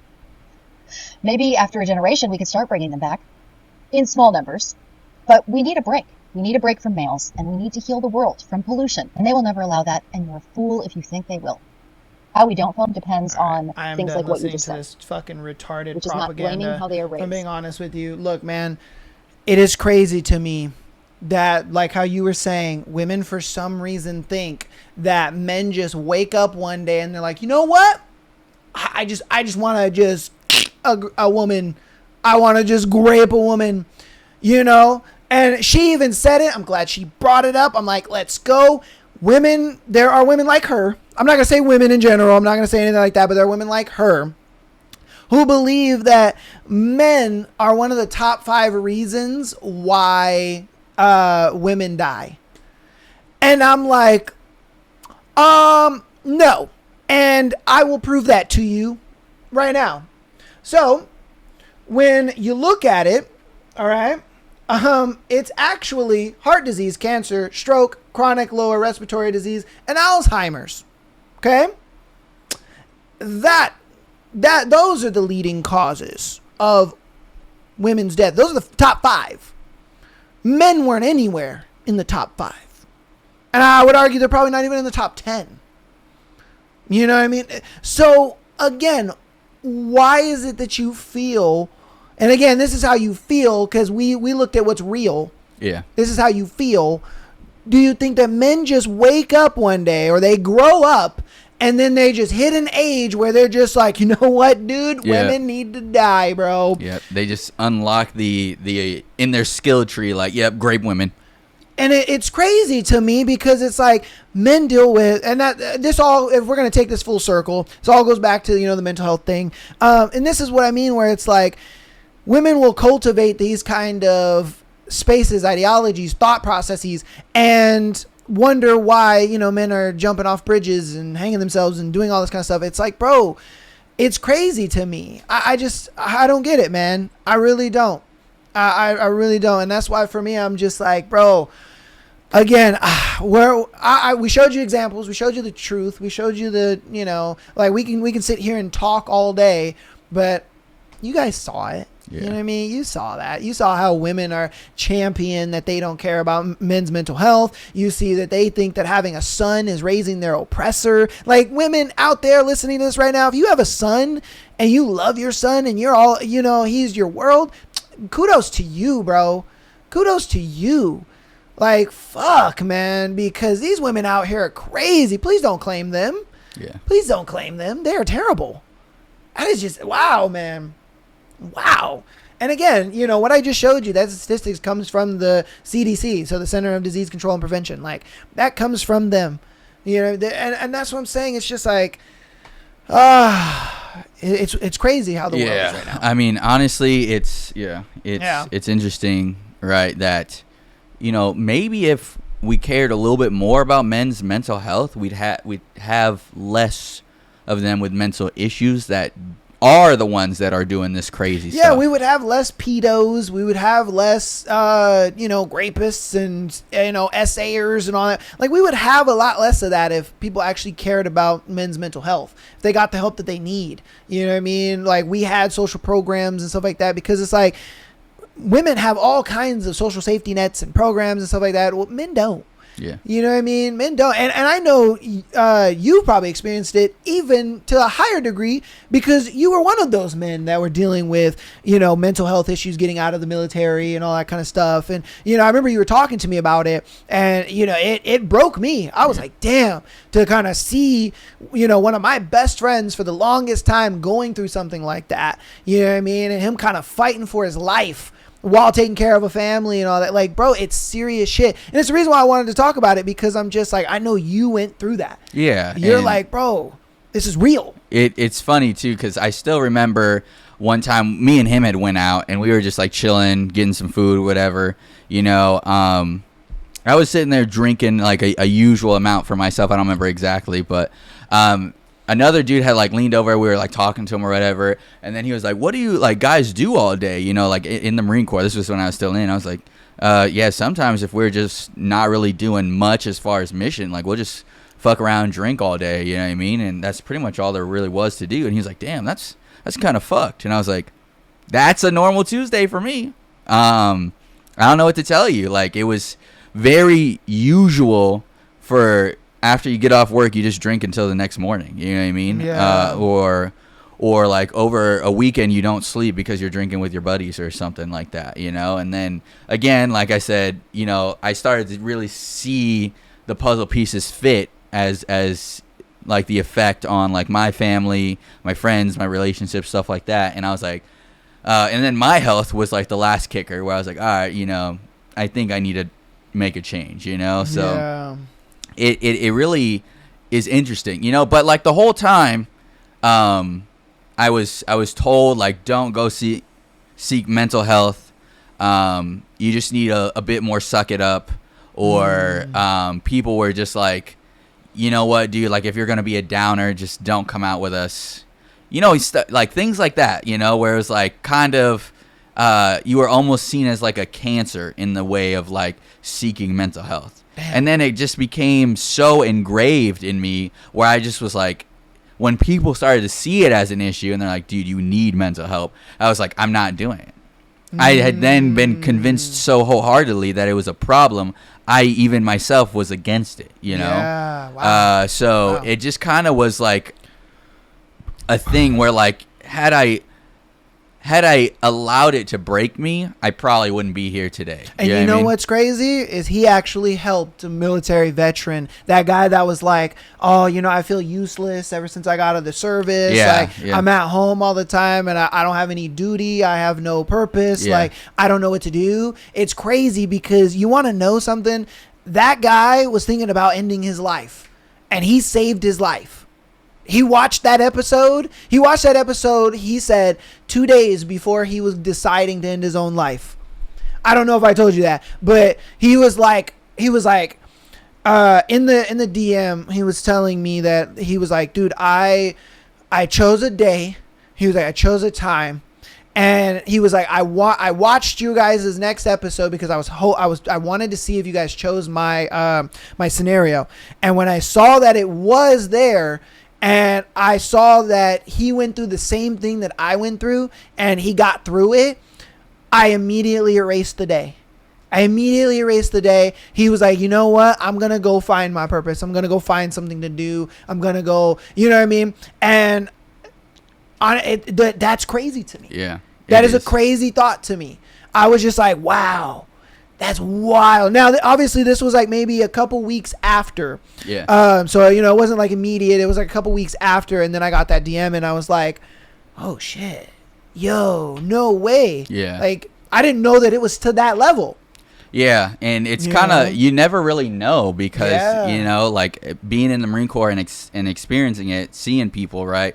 You know, I've had people that were in my command, you know, you just hear about it like, oh yeah, like so-and-so just took his life. One of my good friends, you know, he had attempted, you know, and I actually was there to like, to stop him, right? And so you go through those things where like, it just really like, it changes you. You know what I mean? You start to like look at people different where it's like, all right, like I get it, you know, these kind of things can be bothersome, but you got to look at it from like almost like a third person view where it's like, we got to take out how you feel or like how it may be affecting whatever it is, right? Like it all comes down to a decision-making mindset. And from there, you got to just start looking at things a little bit different versus like, I feel like a lot of these women are like, oh, like they let their ego get in the way of like really understanding what it is that they're looking at. You know what I mean? Like they have this ego of like, well, I feel bad, so I don't give a fuck if other people feel bad, or men especially because they're the problem, right? Where it's like, in reality, men aren't the problem. It all comes down to whatever definition you have of men or what they do or their mental health or whatever the case may be. You know what I mean? Because at the end of the day, that's really all any life choice or any event that happens in life is it just is what you choose to define it as. You know what I mean? So it really just bugs me when people are like, oh yeah, I don't give a fuck about men's mental health or, you know, whatever the case may be, because I experienced it. You know what I mean? Yeah. Like I said, had I been a lesser man, it would have taken me and I wouldn't be here. You know what I mean? 100%. And literally, you saved that lesser man. Prime example, bro. You saved that lesser man. I wish I knew what episode that was that we did that scenario. I wish I knew, but it was a previous episode that we did. But right. The fact that guy, he probably still listens in now. I don't know, but if he does, dude, shout out to you, still being alive. Yeah. You know, that's like, great. bro. All right. You guys let us know what you think about all the videos that we gone over today. You know what I mean? We try not to talk about too much serious shit, but you know, it needed to be addressed, especially with this being such a important thing. You know, it's like, bro, I was baffled when I saw the, you know, reality and the reactions of people and women in general, of them saying how they felt about, you know, all that situation. But yeah, you guys let us know what you think about all the videos we've gone over in the comments. We're going to hop right through announcements and get into you guys' scenarios for today. So patreon.com/MyTheAsshole Podcast. Get an exclusive episode every single month, as well as being able to send in your scenario to be featured on the Tuesday and Sunday show. We have been getting a little more traffic to the Patreon. All right. All of a sudden, I stopped doing them every Friday, and y'all niggas are like, wait a minute, hold up, fam. Hold up. Let me sign up right quick. So I do appreciate that. We've probably had over 100 new signups in the last probably 2 months. Nice. So I do appreciate that a lot. I really do. You guys have been getting on the Patreon and hanging out with your boy. And look, even if you do the 7-day free trial, even if you stay for a month, whatever it may be, it all helps, and I appreciate it. I really do. All right. And then audio listeners, thank you guys so much for all the support. You guys have been absolutely killing it, and I do appreciate you guys so very, very much. What I've noticed through the analytics is that you guys seem to enjoy watching the episodes between Tuesday, Wednesday, and Thursday. That's what I've noticed. Those are our highest download and watched days. You know what I mean? Y'all busy on the weekends? Y'all can't hang out with us on the weekend? I see how it is. It's cool. I ain't tripping. Y'all got shit to do. No, it's cool though. I know how a lot of people watch and consume the episode. A lot of people throw it on in the background when they're studying. A lot of people do it when they're cleaning or whatever the case may be. Or the biggest one is when they're going to work or coming home from work. That is the biggest, where they really listen to the show. So, but hey man, we appreciate you nonetheless. All right. So audio listeners, thank you guys so much for all the support. You guys are awesome. Keep downloading the episodes as well as rating us 5 stars on your preferred platform. If you want to help out even more, go down in the description. Follow us on Instagram, TikTok, as well as subscribing on YouTube. Follow our boy over here at MikeLife333 on screen right there at Instagram and TikTok. Yep. thank you guys for all the support as usual. Love coming out here doing the stuff for you guys. Appreciate all the DMs, all the support on my channel, stuff like that. So just keep it coming. You know, as the opportunities start to grow, we'll start to include you guys more. So thank you so much. Man. We appreciate you guys so much, man. We really do. He was even telling me how there was a woman that DM'd him, and you know, he thought she was gonna scream his head off, but you know, no. She actually agreed. Yeah, she agreed. A woman backed me up. Yeah. Yeah. So you know. Hey. And that was on the video that we just watched about the whole, why aren't guys taking on the whole horribleness that's going on in the world? You know, like, she was like, nah, I agree. It's funny because the married women get it. Yes. It's the single women that are like, yeah. You know, that's what I've noticed. It's funny. Hold on. Sorry, I want to get into the thing, but I have a video for that. And I've been dying to show it. Here we go, right here. This is the mindset of a married woman and the mindset of a single woman. All right, this right here. Look at the difference. Fuck these men and get your fucking degrees. You hear what I say? Plural degrees. Get your fucking paper. Be about your big girl panty shit, because you don't know the day nor the hour. Okay? That person will turn their back on you. So get your fucking degrees. If you need to get all the fucking degrees. Look at those married women. They happy as shit. Not let these women talk you bitches is mad. You need to find a husband in undergrad. That is not true. This is not the only time in your life that you are going to be around educated men and women. Take your time. Date when you're ready, and that you feel like you can actually appreciate your partner, because you're really just creating more and more damaged humans when you enter into relationships too early. And for 2026 ladies, understand that when you're in that season of getting your degree, elevating your finances, working on your personal growth, it's imperative that you stay single, because a lot of these men are insecure and they will enter your life. So why women go to college to get degrees and ladies, please attend school. Focus on your education. Get your degree. Work hard and become something in life. Relationships or marriage is not a career. A man is not a financial breakthrough. He is not your bank. Make your own money. Make your own money. Jesus. Meanwhile, dudes are like, we flying out the country, baby. Yeah, so, you know, audio listeners, sorry. I tried to turn the video up. It was really low, but it was pretty much just a lot of women sitting there saying, oh, get your degree, fuck men, you be about your shit. And then you see on the bottom, like the women up top that are over here, get your degree, they're all just mad, bitter, and upset. And then you see the women at the bottom, and they're like, married, ring-a-ding-a-ling, oh my God, he proposed to me. Oh, look at that. Married, ring-a-ding-a-ling, happy as fuck. So, you know, hey, it's cool, though. I get on this microphone and talk shit, huh? I just lie to everybody, don't I, Rick Four? Yeah, definitely. Yeah. No, it's only caps in our reps. Apparently. Yeah, I'm all, you know. Why the fuck you lying? Why you always lying? Oh my God. Stop fucking lying. That's how they see me. I'm just lying all day. It's cool though. I ain't tripping. All right, let's get on into this, man. We're going to get into our first scenario.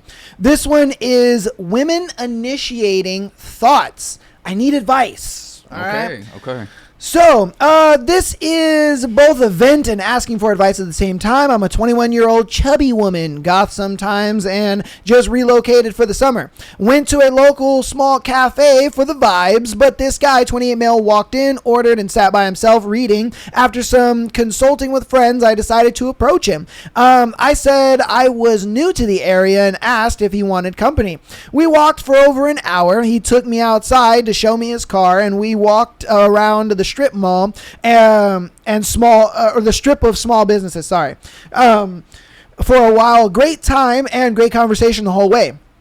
I get his Discord. He seemed a little bashful when he exchanged contacts, but if I'm strict on consent, I'm very strict on consent, so I tried to make sure it was okay. Now, this whole time, I didn't really say anything to imply that I was hitting on him, but the fact was that I went up to him in the first place probably says something. So she thinks just because I went up to you means, and I'm talking to you, means that like, hey, I like you. But I didn't say that. So next day, I was considering going to see a movie, so I texted him and asked if he had plans. Radio silent. Hasn't said anything to me. I'm out here single-handedly trying to solve the male loneliness epidemic, and this is what I get. Why do people do this? What the fuck are you talking about, lady? Look, man. Fuck. Look, man. Oh, if God. I'm being honest with you, bro, this has nothing to do with the male loneliness epidemic. It really doesn't. Like, the male loneliness epidemic simply comes from the fact that guys don't really see the value of like approaching, or even, now I get it, you approached, okay, I get it, but we're talking about the loneliness epidemic, okay? Loneliness epidemic just simply comes from the fact that men don't really see the value in chasing women anymore, because women online have created this mantra of, you know, men are terrible, men are this and that. They, you know, if you're going to be with a guy, you better be using them, and so on and so forth. And they see this and they're like, yeah, girl, you're right, blah, blah, blah. Even if they don't subscribe to this ideology, they see it and they champion it. That is where the men's loneliness epidemic comes from. Now, for you and your situation, it was just a simple fact of he just didn't find you attractive. And for some reason, you don't want to admit that. And I've noticed this in women. For some reason, like a guy, if you and I walk up to a girl and we're like, hey, you know, I think you're really pretty and this and that, blah, blah, and she's just like, oh, no, thank you. You know, I'm not into you. We don't walk back to each other and say, you know what, Rig 4? That bitch is stupid, bro. She's absolutely dumb. No, we're like, I would be like, hey, how'd it go? And he'd be like, man, she wasn't into me. You know what I mean? She just wasn't into me, man. Fucking sucks. And we're like, dang. But for some reason, women go back to their friends and they're like, this dude's fucking stupid. And what is going on? I was doing everything, and he's just dumb. It's like, no, look back at yourself first and think, you know what? He probably just wasn't that into me. But for some reason, women just think like, no, every guy is into me, and if he doesn't act like he's into me, or you know, he ghosts me or whatever, all of a sudden it's his fault. It's his problem. And it's like, I don't get it. He was just wasn't into you. Yeah, I mean, it's simple where you're like, I was single-handedly trying to end the men's loneliness epidemic, and it's like, why do you think that your very first interaction approaching a male was supposed to be this wonderful, magical, like, yes, any dude would be lucky to have me type ordeal? Any dude will just say yes as long as I walk up to him. That's dumb. And even with the idea of like, I get it, you might just be confused because he spent so much time with you, but he was like, you know what, dude, like, I'm not really doing shit anyways. Let's just go through the motions here. Yeah, or either that or he was just like, yeah, you know, she's a cool friend. Yeah. But she's not somebody I would date. Yeah. You know what I mean? He saw some type of like, this probably will be a little bit worth my time. Yeah. And then he was doing it. You know what I mean? Like, you didn't stick out enough where like he was like, oh, you know what, actually, I do like this girl. You know, I probably would be interested in seeing her again. He very clearly, you talked for an hour, you walked through down everything. He had enough info to be like, yeah, I don't really fuck with this chick. Yeah. That's what it was. Yeah. He had enough info to be like, yeah, I don't fuck with her, whatever. Yeah. And for some reason in your mind, you can't understand that. Yeah. It's as simple as you try anything out. You do a 30-day, a 7-day free trial, and you're like, yeah, I'm not subscribing to this. Yeah. It's easy. Yeah. A lot of people, I get this because of my sales experience. A lot of people are like, oh, I need to go home and think about it, or I need whatever. Yeah, I mean, yada, yada, yada. No decision really takes a lot of time if it's what you want. I won't even say if it makes sense, if it's what you want. Because things don't need to make sense for you to want them, right? If you want it, you'll just fucking do it, right? Oh, yeah. Like, if you're walking around with your shoelaces untied and you trip and eat shit, bust your face open, I guarantee you're not going to be like, yeah, I just don't know if I want to tie my shoes right now, dude. I need to go home, think about it. Yeah. Or like if you go out to the grocery store and fucking milk is $10,000 and you're like, oh, fuck, dude.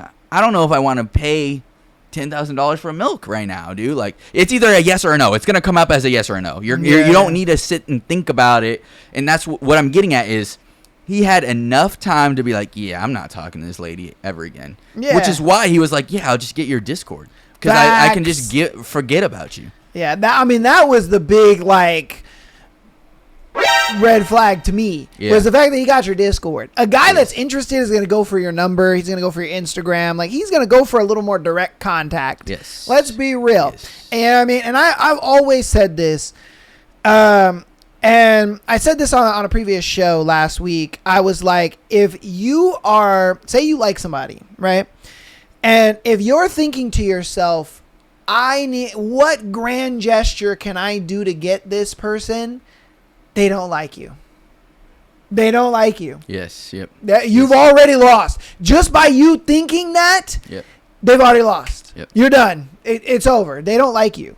And my thing is just like he said, if they liked you, bro, you already would have been in that motion. Yes. You guys would be talking, going on dates, doing that kind of stuff. If you have to grand gesture for somebody, you lost. Yes. It's over. Yep. You know, and look, I didn't want to harp on like the fact that you're chubby. Okay, I didn't want to harp on that. I didn't, but that can play a factor too. Yeah, I mean, a lot of guys don't really like chubby girls. They just don't. They want a girl that's a little slimmer. You know what I mean? Or maybe a little slim thick. So again, I didn't want to harp on that, really? But it is something that if you're looking for advice, I would put out there to hey, maybe lose a little weight. And it's one of those things where like if he had like a player card above his head where it was like doesn't like girls that are like chubby or like brown hair or whatever, right? Like doesn't like women with fucking brown eyes, right? Let's just say that, just so that way we're not harping on the fact that you said chubby, right? Would you still approach with brown eyes with that player card above his head? Probably fucking not. And you wouldn't then be like, oh, any guy that fucking I approach would be lucky, because you would know that walking in, you're not what he's looking for. And you didn't know that walking in, but at the same time, there was probably one of those checks in the box where it's like talks too much or, has a fucking limp or whatever the fucking case may be, that was on his list of like, hey, I don't really fuck with women like this, but like I'll entertain whatever just because I'm a nice human.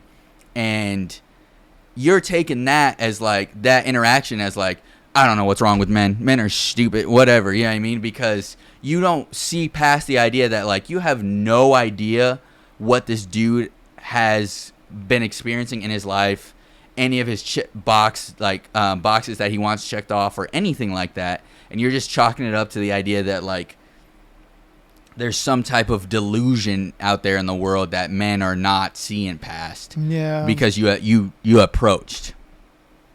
So it's like, yeah, you know what? You have no one to blame but yourself. Facts. I'm sorry to say it. It is what it is. Yeah. Right? Look, and how do you? Okay, let's spin it the other way. You want some positive advice? Like I would say, again, not a lot of guys really like chubby girls. Let's be real. You know what I mean? Get in the gym, work on yourself a little bit, do that. I love that you approach guys. I think that's fantastic. You know what I mean? I think you should keep that kind of mindset. If you see a guy that you think is cute, definitely go for it. Definitely go for it. But understand that if the guy ghosts you or he doesn't really call you back or whatever, look at it like, okay, what can I do to improve me? You know what I mean? Look inward before looking outward. Yeah. You know what I mean? And that can really help you. Look, I was never the guy that I am today. All right. I weighed, the same as a wet sheet of paper. I was, my hair was crazy and you know what I mean? I was a skinny, weird kid. And I thought to myself, damn, if I want to get women, if I want to be more attractive, I want to do things, I need to get in the gym. I need to get a haircut. I need to learn how to take care of myself better. I need to, whiten my teeth. I need to learn how to do all this kind of stuff. And I looked inward instead of saying, oh, the women are delusional. Yeah. You know what I mean? It's not my fault that I'm skinny. It's not my fault that I'm, scrawny. It's not my fault that, I don't cut my hair or brush my teeth or whiten my teeth. You know what I mean? I looked at me and was like, okay, no, I need to get into the gym, start working out, have a better physique. I need to start cutting my hair, whitening my teeth, all that kind of stuff. Looking inward can really help you. Yeah. And then that's all I'm saying. Like I said, we didn't want to harp on the whole chubby thing. Yeah. But if you want some positives, there you go. We'll throw some positives in there. All right, on to the next one. Am I wrong for telling a woman to stop filming on a flight where a guy died? Oh, God. Oh, okay. We are not legal advisors. I was going on vacation with my family, and we were all talking we were taking a flight together, sorry. As we boarded the plane, my stepmom subtly points to an elderly man already seated in one of the first rows.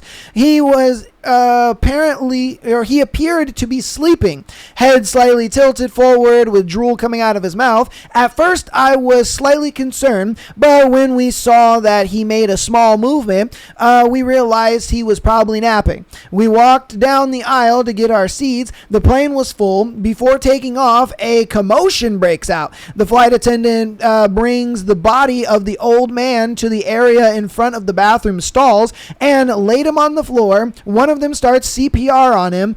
Most of the passengers around the area are looking at the scene. Surprisingly, the energy was not very concerned. Some passengers were concerned, but many seemed to just react to the event like the mere travel inconvenienced them. This one woman in her 60s then took out her phone and started filming the scene. I was sitting 2 rows behind her across the aisle. I can see her phone screen clearly. She was filming the man on the ground getting CPR and even zoomed in on his face. I sensed that she was intrigued and oddly nonchalant. I tapped her on the shoulder and told her politely, could you not film the man on the floor? She stopped, but I couldn't. Hold on. But I could. She was annoyed. A few seconds later, she turns around and tells me off. She tells me to mind my own business and that we are in a public space and she can do what she wants. She scoffs and is clearly very agitated. She continues to say how what she is doing is her life and not to concern me, and I have no right to tell her what to do because she is free to do what she wants because it's a public space. Am I the asshole for interrupting her filming? I think it was disrespectful of her to film someone's medical emergency where he is most vulnerable, unconscious on the ground. I did not like the idea of someone sharing that footage on their social media or even just having that footage on their phone. I can see myself filming a commotion for a few seconds from afar, but she was filming in the man's face and even zooming in while he was getting CPR. I mean, bro, we live in the digital age of everybody's got a cell phone and a camera and everybody's filming everybody. Let's be real. I mean, the amount of videos you see of motherfuckers just pointing their camera out their window and, they're zooming at people fighting or they're zooming at motherfuckers shooting at the cops or getting chased by them or just doing crazy shit. Like, that's just the world we live in, bro. I ain't gonna lie to you. Sorry to say it.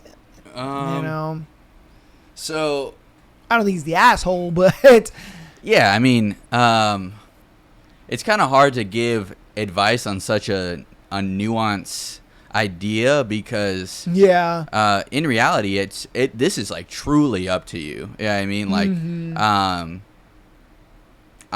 no one could really argue one way or the other, Personally, I agree that I would not want someone because, like, I would imagine, right? Like, say, like, your mom or like my mom, right? Were the elderly dude, right? And we had no idea they were just like flying in from somewhere else, right? If you went online and like saw your mom or my mom on an aircraft getting CPR and they were zooming in, people talking shit online like, oh, dude, look at that fucking dumbass old lady or, like shit like that, I'd be pretty pissed. I'm not gonna lie. Yeah. I'd be like, what the fuck is wrong with people to what in your brain made you think like, yes, I should film this and put it on the internet? Exactly. You know, Exactly. so like that's why for me personally, I would agree with it's like, dude, you don't need to be recording that, putting it on the internet. Mm-hmm. To answer your question, no, I don't think you're an asshole. No, not at all. But I'm sure that Not at all. lady that you told would disagree. So it's like it's really just nuance. Like no one could really say one way or the other.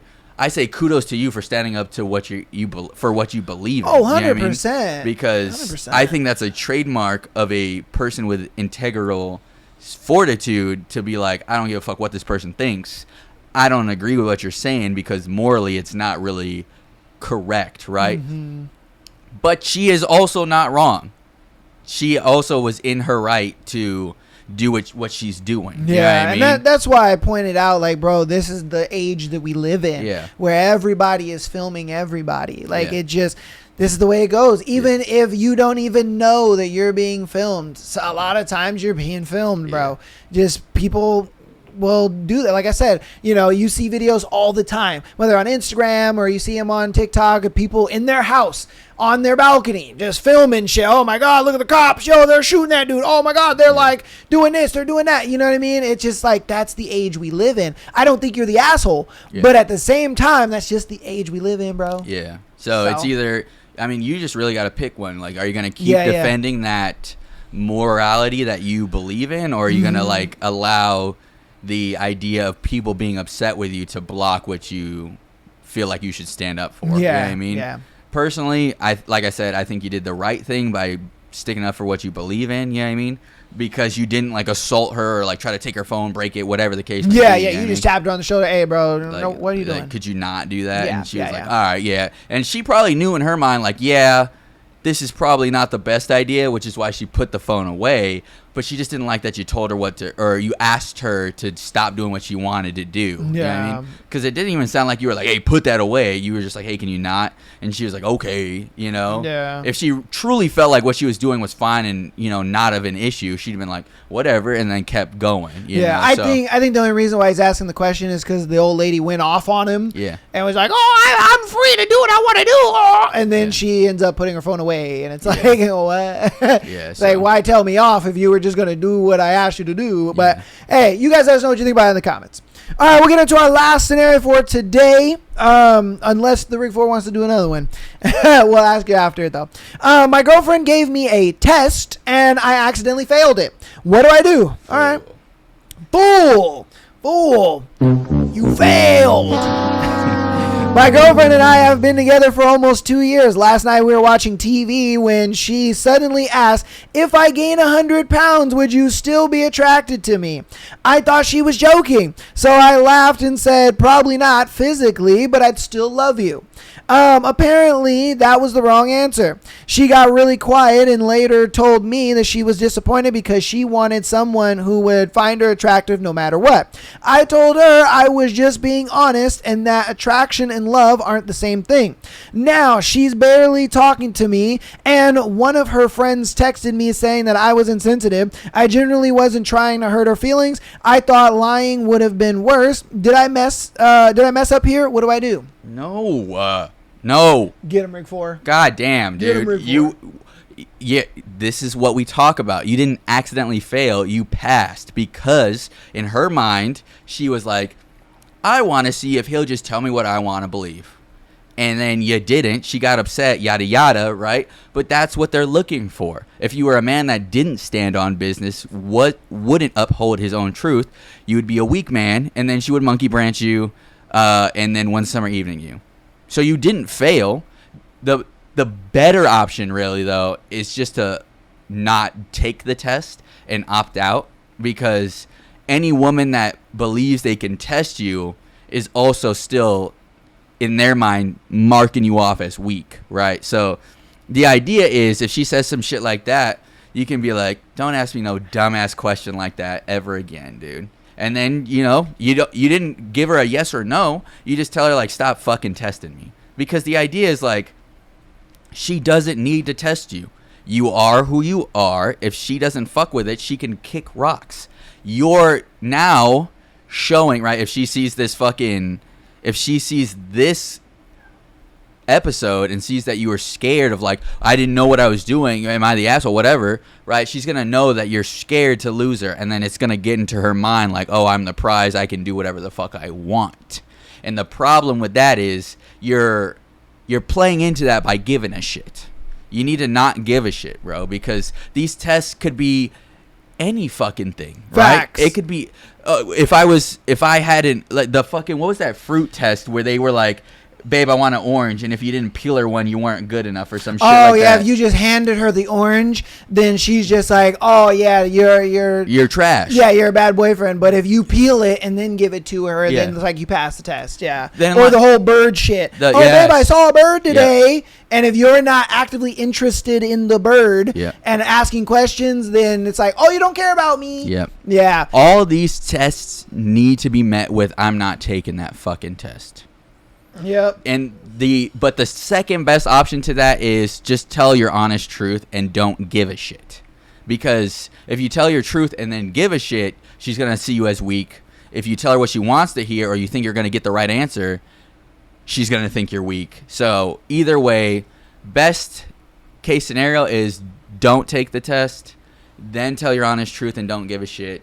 Tell your truth and give a shit is one of the weaker ones, and then trying to pander to what she wants you to tell her is the weakest thing you can do as a man. It is, definitely. So, look, man, my thing is, I'm going to go a little more scientific with it. You know what I mean? Look, my thing is, it's one of these things where, look, for a woman, right, the thing is if you were to lose your job, if you were unable to, let's say, take care of her or whatever, we understand that a woman's, what she's looking for in a man, her attraction triggers, all that kind of stuff, are your ability to protect, provide, and to, be there for her.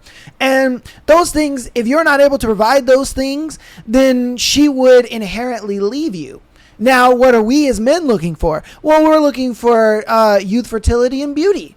We want those things, and weight goes into that category of beauty.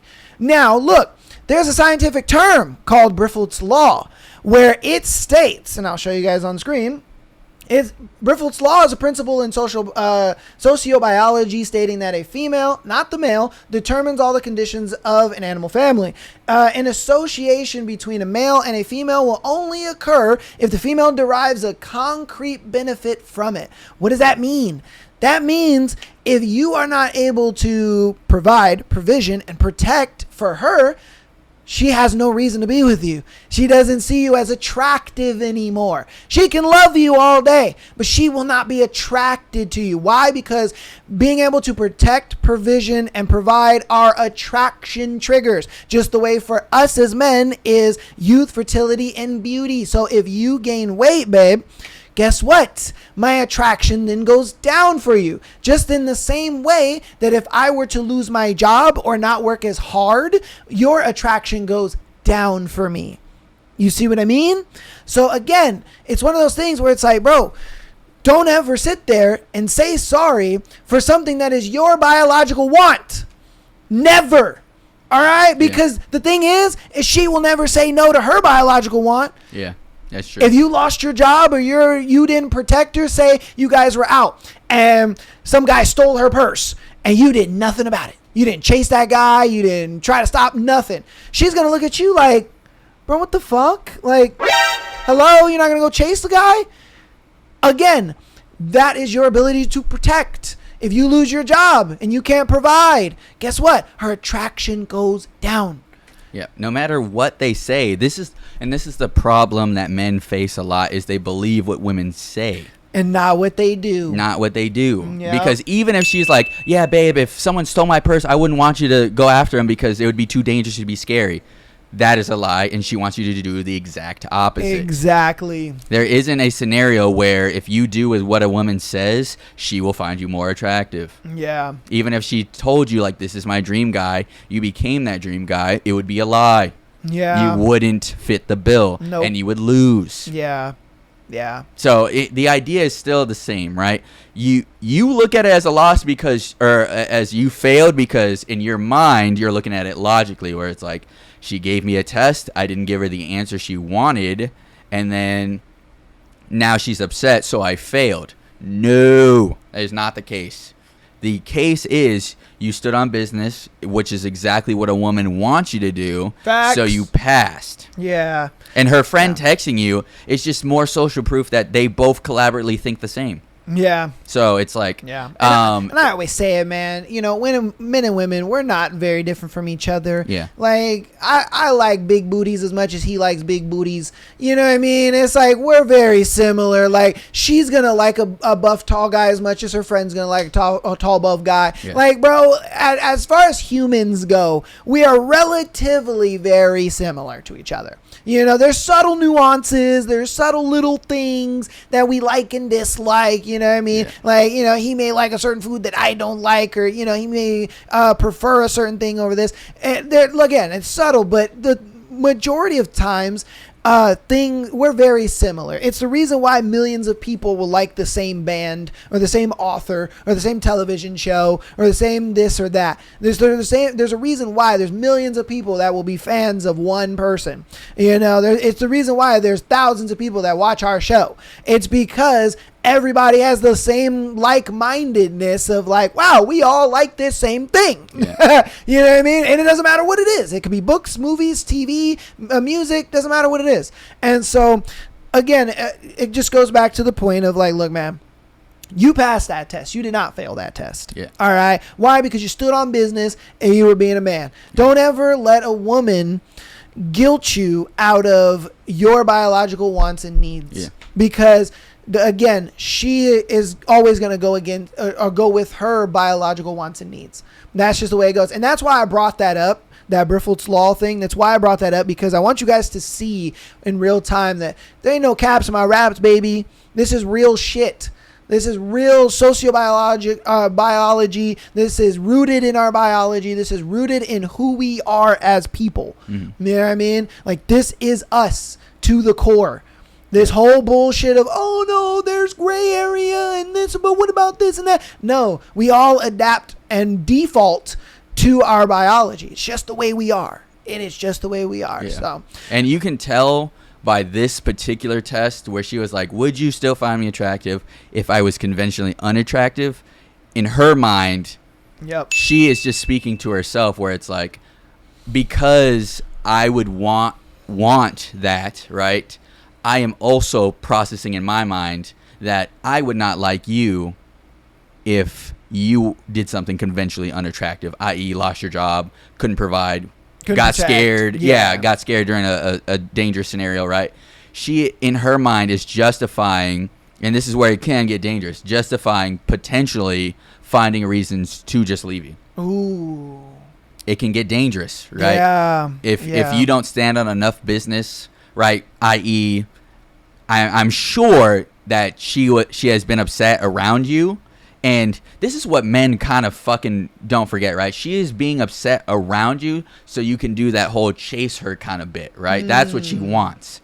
The idea, I think men forget that, like, if you've done enough approaching, women will act as if you are completely invisible if they do not give a fuck about you. And if she's not acting like you're completely invisible, you don't exist, right? I.e., she like has chosen to like leave, not respond to any of your texts, act like you don't exist, that kind of thing.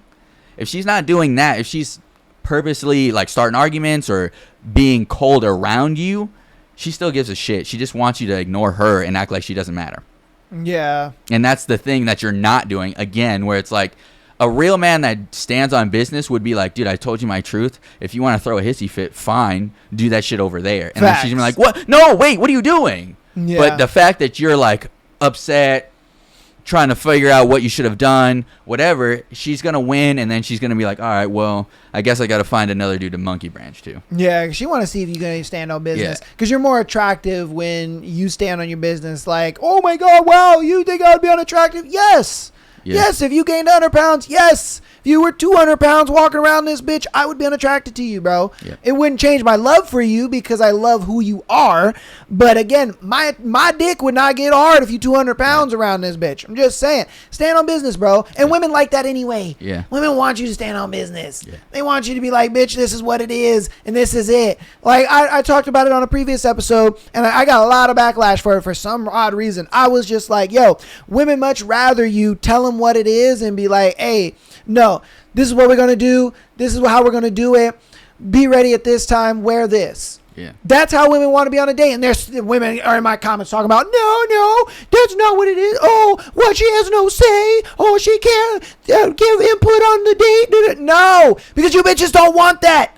You want me to plan the date. So I'm going to plan it. I'm going to tell you what time. I'm going to tell you what to wear. And that's that. Mm-hmm. No ifs, ands, or buts, bro. And like, what are we talking about? I don't know. It was crazy to me. I was like, what the fuck is going on here? Like, you bitches don't want that. And you're steady in my comments talking about, no, that's not what we want. But right, that's whatever, exactly why we understand that women don't say what they mean. Yeah. Yeah. You have to believe what they do and not what they say. Yes. It's just the truth. That's all right. Did you want to do one more or did you want to close out? We're at about 2 hours. We could do one more. Okay. All right, let's do it. Okay, are my expectations too high? I need advice. Depends on who you are. It's 31 female. Yes, they're too high. Yes. Just right off the bat, yep, too high, We already went through the statistic. Oh, we really did. We went through the statistic. God damn, yeah. Oh, shit. This is probably what you're looking for, if I'm being honest with you. This is probably what you're looking for. A fifth of a percent. Or no, not a fifth. No, yeah, like a 1/20th of a percent. Yeah, pretty much 1/20th of a percent. God damn, dude. Yeah, God damn. All right, so let's get into this. I'm 31 female, and I'm a 31 female, and I look for men in the ages of 29 to 36. Actually, we could put her shit in here, and we'll see the percentages. Yeah, we can do it. Yeah, we can do it. All right. So I'm a 31 female, and I look for men in the ages of 29 to 36 age range. I live by myself in an apartment. I have a car. I have a good job with health insurance and 401k. So we'll remember that. We'll add that in there. Is it wrong for me to want a partner that has the same? The amount of men lately, even ones 35 plus, I've come across the last couple of years, don't have these things. Or they'll have one and not the rest. Most of them live with their parents or work part-time jobs. I genuinely thought this was all just basic stuff people my age should have already. Are my expectations too high, and I don't need or look for someone who makes more money than me or can spend all their money on me? I just want a partner that is self-sufficient and responsible. Honestly, I don't even make a lot of money, but enough to take care of myself and handle my bills and still have fun. I wish you would have put how much you made in there, but that's fine. We'll go off of the metrics that she gave. Ages 29 and 36 that have a 401k. Job with healthcare. A job with healthcare. We can say that. And live on their own. Okay. I guess we'll say that. Yeah. You know what I mean? I don't know if the CDC will be able. Oh, actually, the Census. Bless you. The Census Bureau will actually be able to tell us that. Yeah. The Census Bureau should be able to tell us that. All right. Okay, so let's go ahead and put your guy in here. So, what? Oh, come on now. What percentage of men? I'm assuming you're in the United States, so we'll go with the United States. You didn't put where you are, so of men. Here, hold on, let me. Are circumcised. Yeah, that one's crazy. U.S. Ages. She said 29 to 36. 36. Oh, oops. Sorry. 36. That have jobs that provide health care. Now, why am I My typing is so bad right now. Healthcare and 401k. And live on their own. Okay, so let's see. Let's see what your percentage is. You're looking at approximately 13 to 18% of men, of U.S. men. We'll go ahead and we'll show you guys the results here. So these are the approximate men that you're looking at in the United States. Approximately 13 to 18% of men, the U.S. ages between 29 and 36 meet all three of these criteria. While there's no single government survey that tracks all of it exactly, exact factors at once, we can estimate by looking at how individual data points overlap. And obviously this comes from the CDC as well as the U.S. Census Bureau.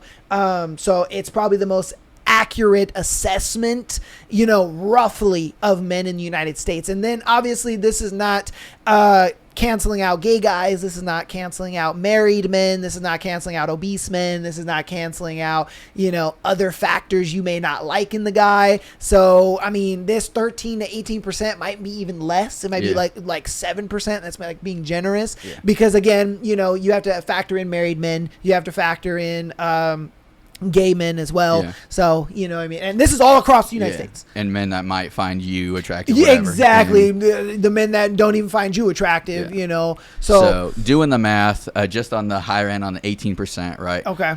Spread across all 50 states, you have, there's about 540 men per state, 540,000 men per state that you would have the option that are including that married or gay kind of thing, right? So you don't have very many options because like I said, here in California we have I think it's like 36 million people, so most of the original figure is going to be here in California, and probably the rest will be in Texas, just off the size of the state, So the idea is by populace, if you're not here in California or one of the more populated states, your pickings are slim to none. Yeah, so. I mean, that 18%, like I said, on the generous end will go like to 9. Yeah. On the 13, it'll probably go like to 7, maybe 6. So based off that, I would say your standards are too high. Look, men and women lie, numbers don't. Like, we're not going to sit here and judge you and tell you, oh, you're wrong and you have too high of standards because you're this, you're that. No. We just did the math. Yeah. That's all. We just did the math. We took your criteria. We took what you wanted and look for in a man, and we gave you the numbers. Yeah. And I'm just saying it's like it's tough. Yeah. I would lower your standards a little bit and maybe concede on some stuff. Yeah. And see if you can kind of find a good middle ground with a guy. Yeah. And obviously you didn't really give a salary figure, so that would have lowered it even more if I'm being honest with you. So it's good you didn't give a salary figure. Yeah. But I mean, if you're looking for a guy that makes as much money as you or maybe a little more, that could lower this 13 to 18%. Yeah. So again, like we said, men and women lie, numbers don't. Yeah. So if you feel that your standards are, just good enough and you'll find a guy within that 13 to 18%, kudos. Maybe put in there single. Let's see if it single straight man. Let's see if it narrows it down a little bit more. Okay. The CDC usually, that probably wouldn't, but yeah, because sometimes they stopped asking if you were gay or straight in consensuses after 2015. Okay. But maybe at least single then. Hold on. On their own and are single. Yeah, because they could pull taxes. Tax records and are single. Yeah, we could just do single then because I don't know if they would know if they're straight or not. Yeah. Let's see the official Census Bureau. How many young men or how many young and older adults? That says access, so. Okay. Maybe click AI mode, see if it'll give you a better. What? AI mode. Oh, this right here. Yeah. Let's see. Because it'll do like the research for you instead of like picking whatever. Shush. Yeah, 5 to 6%. Yeah. Oh, Jesus. Yeah. This is what you're looking at, baby girl. Yeah. Right here. 5 to 6% of the U.S. Yes, and this is across the entire United States. This is given your criteria. So these are men between the ages of 29 and 36 that have jobs that provide healthcare and have a 401k, and they live on their own and are single. Yeah. So. And this still doesn't include gay. Yeah. This still doesn't include gay. Yeah. So, again, you went from 13 to 18 to 5 to 6. Yeah. And like he said, if you don't live in a largely populated state, you're kind of fucked. Yeah. You're kind of fucked. And this is what we talk about, where it's like, oh, is my standards too high?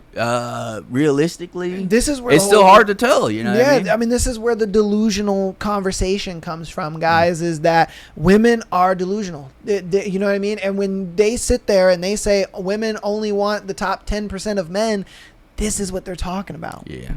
I'm sorry to say, look, we're not trying to, bash you and get on you. We're looking at the statistics, okay? We're just looking at the numbers. We're trying to give you the best answer we possibly can. Yeah. We're here to help you, not to hinder you. Yes. Okay? We looked at it like we love women and we want to see them grow as people. We want to see them make the best choices for their life. And this is what it is, man. Yeah. So, and again, this comes from the U.S. Census Bureau, which I knew it was going to bring it from. And then this is also Pew Research as well as the CDC. So, you know what I mean? These are top, sources. Yeah, so, credible resources. Yeah, they're like credible. So it's not like we're just kind of pulling these out of our ass. It's not ChatGPT just kind of saying, hey, this is what it is. No, it's right there. So, if you guys want to see it, it even says it here. Pew Research Center here, U.S. Census Bureau down here. You have the Bowling Green State University. You have the Bureau of Lab Statistics. Yeah. You know what I mean? So, yeah. Yeah. You guys can see it for you, wherever you live, whatever the case may be. You got to run the numbers at not only your state populace, but your city populace, and see what your odds are really. Well, see, the thing is, I don't think that's much of a limiting factor for her because we do have the internet. You know what I mean? She can go on Instagram. She can find a guy. Let's say for fuck's sake, she lives in Utah. Right. Let's say she lives in Utah. She can find a guy that lives in LA. She can find a guy that lives in New York. She can find a guy that lives in Texas. She can find a guy that lives in Florida. You know what I mean? She can find guys outside of her state. And that's why I like to do men in the United States, because women have that kind of pull and that kind of ability to reach out to guys outside of her circle of people and her population. So, but again, it's still slim. It's still 5 to 6%. That's why, I didn't go just like per state capita. We went the entire country per capita, and 5 to 6% per capita, and through 300 million people. Yeah. You're gonna have a tough time, or 330 million if you want to be exact. But yeah, so again, are your standards too high? I would say yes. I mean, I would say yes. I would agree, because it's the numbers just don't lie. And I assumed that you were looking locally, but I mean, you are right. Like at any point in time, you could expand your circle, have a dude fly out to you, whatever the case may be, if you whip him enough, whatever the case. So that's I would just say refocus on what it is you feel like is important. And because it's not like what you have or what your standards are could not be built up to, right? It's because the idea that you're looking at, like, this is like the bare minimum I'll stop at, is like, all right, that's what's like limiting you. So like if you lower the bar and build up to it and then build higher, right? Because anyone that's lower, that's willing to build up to, can exceed. So the idea that you want it to be bare minimum and that's it, and then maybe build higher than that, is like, all right, if your starting point for like a high jump is the world record or half the world record, you may not get the best results in the beginning. So you start small with the smaller steps and then work your way up. Yeah. And then I even have a video that kind of illustrates exactly what you were saying, as far as this is the type of relationship I think she's going to have to find. And it will probably like help you out, I guess, in deciding if you want to go with a guy or not. So I'm going to show you this video, and then I'm going to kind of explain it, because there's nuance to this video. And I think, and I know a lot of people fucking missed it, because a lot of people are just like, oh, marry her. Oh, she's great. She's this and that. Da, da, da, da, da. But there's an underlining of it, and I'll show you why. All right, so we'll watch the video. Excuse me, miss. Do you think it's okay to date a man for money? A man for money? No, actually, I was going to be funny. No. But you're an attractive woman. So if you could land a millionaire, why not do it? I mean, money can't buy happiness. You see a lot of people that have a ton of money and they're still missing something, so. So where does happiness come from? Now you're being really trivial. I don't know. Connection with your partner. If you're single? Comes from within. Learning to love yourself. Correct. Understanding who you are as a person. Are you single currently? No, I'm dating him. How long you guys been together? Over 3 years. But between the two of you, who makes more money? She does. I do. You're the breadwinner. Have you always been the breadwinner? Yes. Do you think that being the breadwinner as a woman changes the dynamic in the relationship with a man?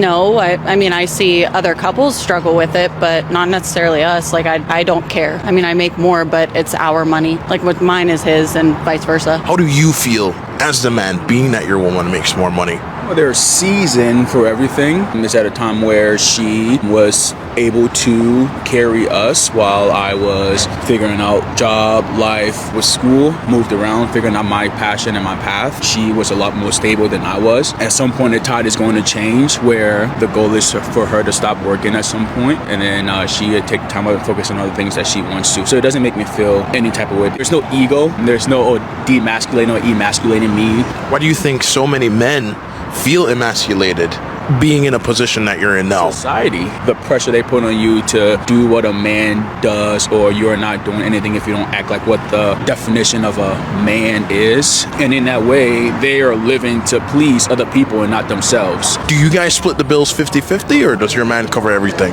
We have a joint account. Even though you're not married? Yeah, we have a house account that we both pour into, and it covers like our bills, and then we each have our own fun money. So if you make more, why not just cover everything? I mean, we're kind of doing life together at this point. Like, it's not worth anything for him to have to like struggle and not have any experiences just because I make more. At the end of the day, we're both like trying to achieve the same thing, so it just seems silly. Hey, excuse me, miss. Okay, so you see that video and you kind of take it for what it is, and you're thinking, dang, man, she's great, you know, like, she's fantastic. You'd marry her, right, Rick Ford? You'd marry her? You know? No, at first glance, no. So, okay, the thing is the reason why I agree with you, I wouldn't marry her either. Well, I don't know. It depends. The thing is I don't believe what she says. I believe what women do. Now, this woman makes more money than her man, correctly? And why did he give the response that he gave? Well, she was actually in a situation where she was able to make more money, but, you know, now I'm going to work hard and, you know, get up to her level and, you know, eventually pass her and all that kind of stuff. You want to know why? It's because she sees potential in him. Yes. And so she looks at it like, okay, you have potential, and if you don't meet or exceed that potential that I have for you in the allotted time that I want it, then I'm leaving. Yes. And that's just what it comes down to. Why? Why does it come down to that? I'll explain to you why, because she told you. He said, why don't you just take care of all the bills if you make more? And she said, oh, it's because, you know, this and that. No. It's because she doesn't want to. Yes. She is hoping that eventually he will take on all the bills and then be able to be in that position to give her the life. That's what it comes down to. Look, women are able to take care of their man, sure, for a certain amount of time. You know, they'll do it for a month, 2 months, 3 months, 6 months, a year maybe. But there will come to be a time where they are like, all right, bro, I'm done doing this. I don't want to do it anymore. Women don't want to be in the masculine role for a long period of time. Yeah. They want their man to eventually take over. And if your man never takes over, well, then that's where the emasculation comes from. Yes. That's where she starts saying, oh, you're not a real man. Oh, you're a bum. Oh, you're this, you're that, you're broke. That's where that comes from, is because she had expectations and she had a view of you are going to be somewhere in a certain amount of time and you didn't make it. Yes. And that's what, and you know, why did I show that video? It's because the woman in this, that's in this scenario she is always going to make more money than the guys that she's with, because look, 5 to 6% of men fit her criteria. Yeah. So if 5 to 6% of men fit her criteria, she's going to be in this woman's position where she's going to get a guy and she's going to think to herself, okay, he has the ability to be the guy that I want him to be. So in my mind, I'm going to take care of him. I will be the breadwinner for, let's say, 6 months. And if he can't do it for 6 months, then I'm gone. Yeah. I'm gone. That is going to be your dating history. That is where your relationships will kind of lie. That's what your relationships are going to look like. Yeah. And I think a lot of people went past that and didn't really catch it because they were like, oh yeah, she said you don't need to date him for money, right? Yeah. Which she did not mean, because women don't say what they mean. Yeah. This is case in point where she was like, if she had been like, yeah, I mean, you know what? I will pay for everything. I will be the breadwinner and pay for everything. He doesn't have to work. If she had said some shit like that, one, you would just be able to tell that she's in the masculine, he's in the feminine, and that would be their relationship. Yeah, that's their dynamic. That would be their dynamic. Yeah. But the idea is still, she was like, that's not the end goal. I see the potential in him. He himself has said, my potential is going to be where I take back over, and that will be our relationship. Still says that they're in the same dynamic of like dating for money, dating for that provider role, right? Yeah. Because what he said was true, where like he understood like happiness comes within. That's the self. She was like, you're getting real trivial now. I have no idea where happiness comes from. Yep. Yeah, because it oddly comes from money. That right there was the key to the castle, where she was not like, it's not him. That's for true. Right now, it's not him. Yeah, that's not my answer. I couldn't give you that. Yeah, it has nothing to do with this guy next to me. Mm-hmm. She had no idea what the answer was, because she was like, oh yeah, a lot of people have money and they, they're still missing something, and it's like, well, that's not necessarily the case.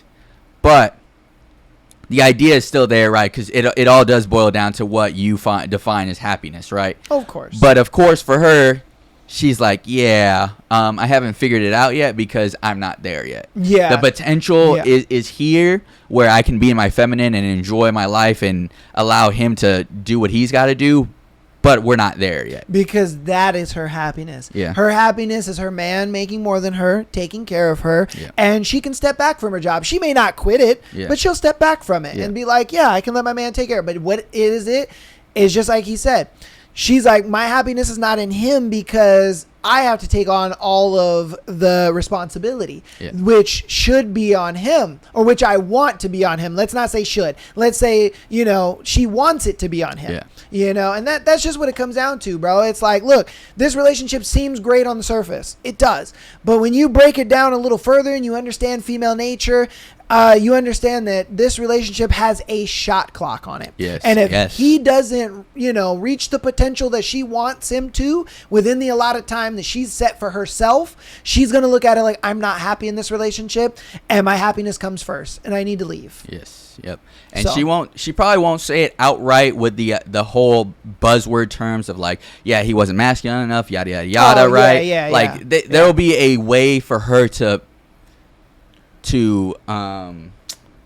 shoot, not damn, dude, the word is escaping my mind. But that was me last show. To articulate what it is that exact thing that we're talking about, but in a way that protects her image of, yeah, I just couldn't do it anymore because of him, not because of what she is as a person, of like, I was looking for that masculine, he's not that masculine.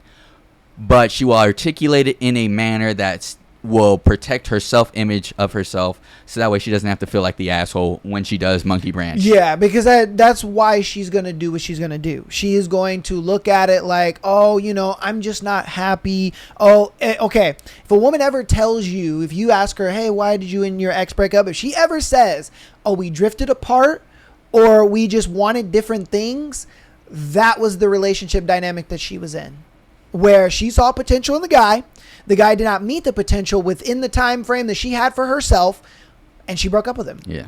If a woman ever tells you, oh, we went separate ways, we outgrew each other, all that crap. She tells you any of that stuff. She made more money than him. She thought he had potential. He didn't reach his potential, and she left. Yeah. It's just the way it goes. And like I said, going back to the girl that wrote in, is her standards too high? Yes. And the thing is you're going to have to be in relationships like this. Yeah. It's just the way it goes. I mean, you can find that 5-6%, but again, if you do find that 5-6%, you're going to have to deal with it. You're going to have to be okay with him wanting other women. You're going to have to be okay with him, being the prize in that situation. You're going to have to be okay with him being, that kind of guy that is, he kind of holds all the marbles and the power or whatever you want to call it. You're just going to have to deal with a lot. Yeah. You're going to have to compromise a lot, but if you want to get into a relationship where you feel, I don't know, it's more of a partnership and you guys are a little more equal or whatever it may be, you get into a relationship like that. You find a guy that has potential. Yep. So it's up to you. We just gave you the stats, showed you a video. You let us know what you think about it in the comments, man. You know what I mean? That's about that. So we're going to get on out of here, man. We love you guys and appreciate you so much for coming out and hanging out with us, man. Yes. Again, we appreciate all of the comments, all of the feedback, all that good stuff. You guys are awesome. We appreciate you so very much for coming out every single week, hanging out with your boys, watching the episodes, all that good stuff. So, yeah, man, he'll be back next Sunday. I'll see you guys on Tuesday. And, yeah, man, I don't know if you got anything to close out. Yeah, I mean, that's pretty much it. Thank you guys again for all your support, the DMs, supporting the channels, supporting my socials, all that kind of stuff. So I will see you next week. He'll see you on Tuesday. All right, y'all. Peace. Peace.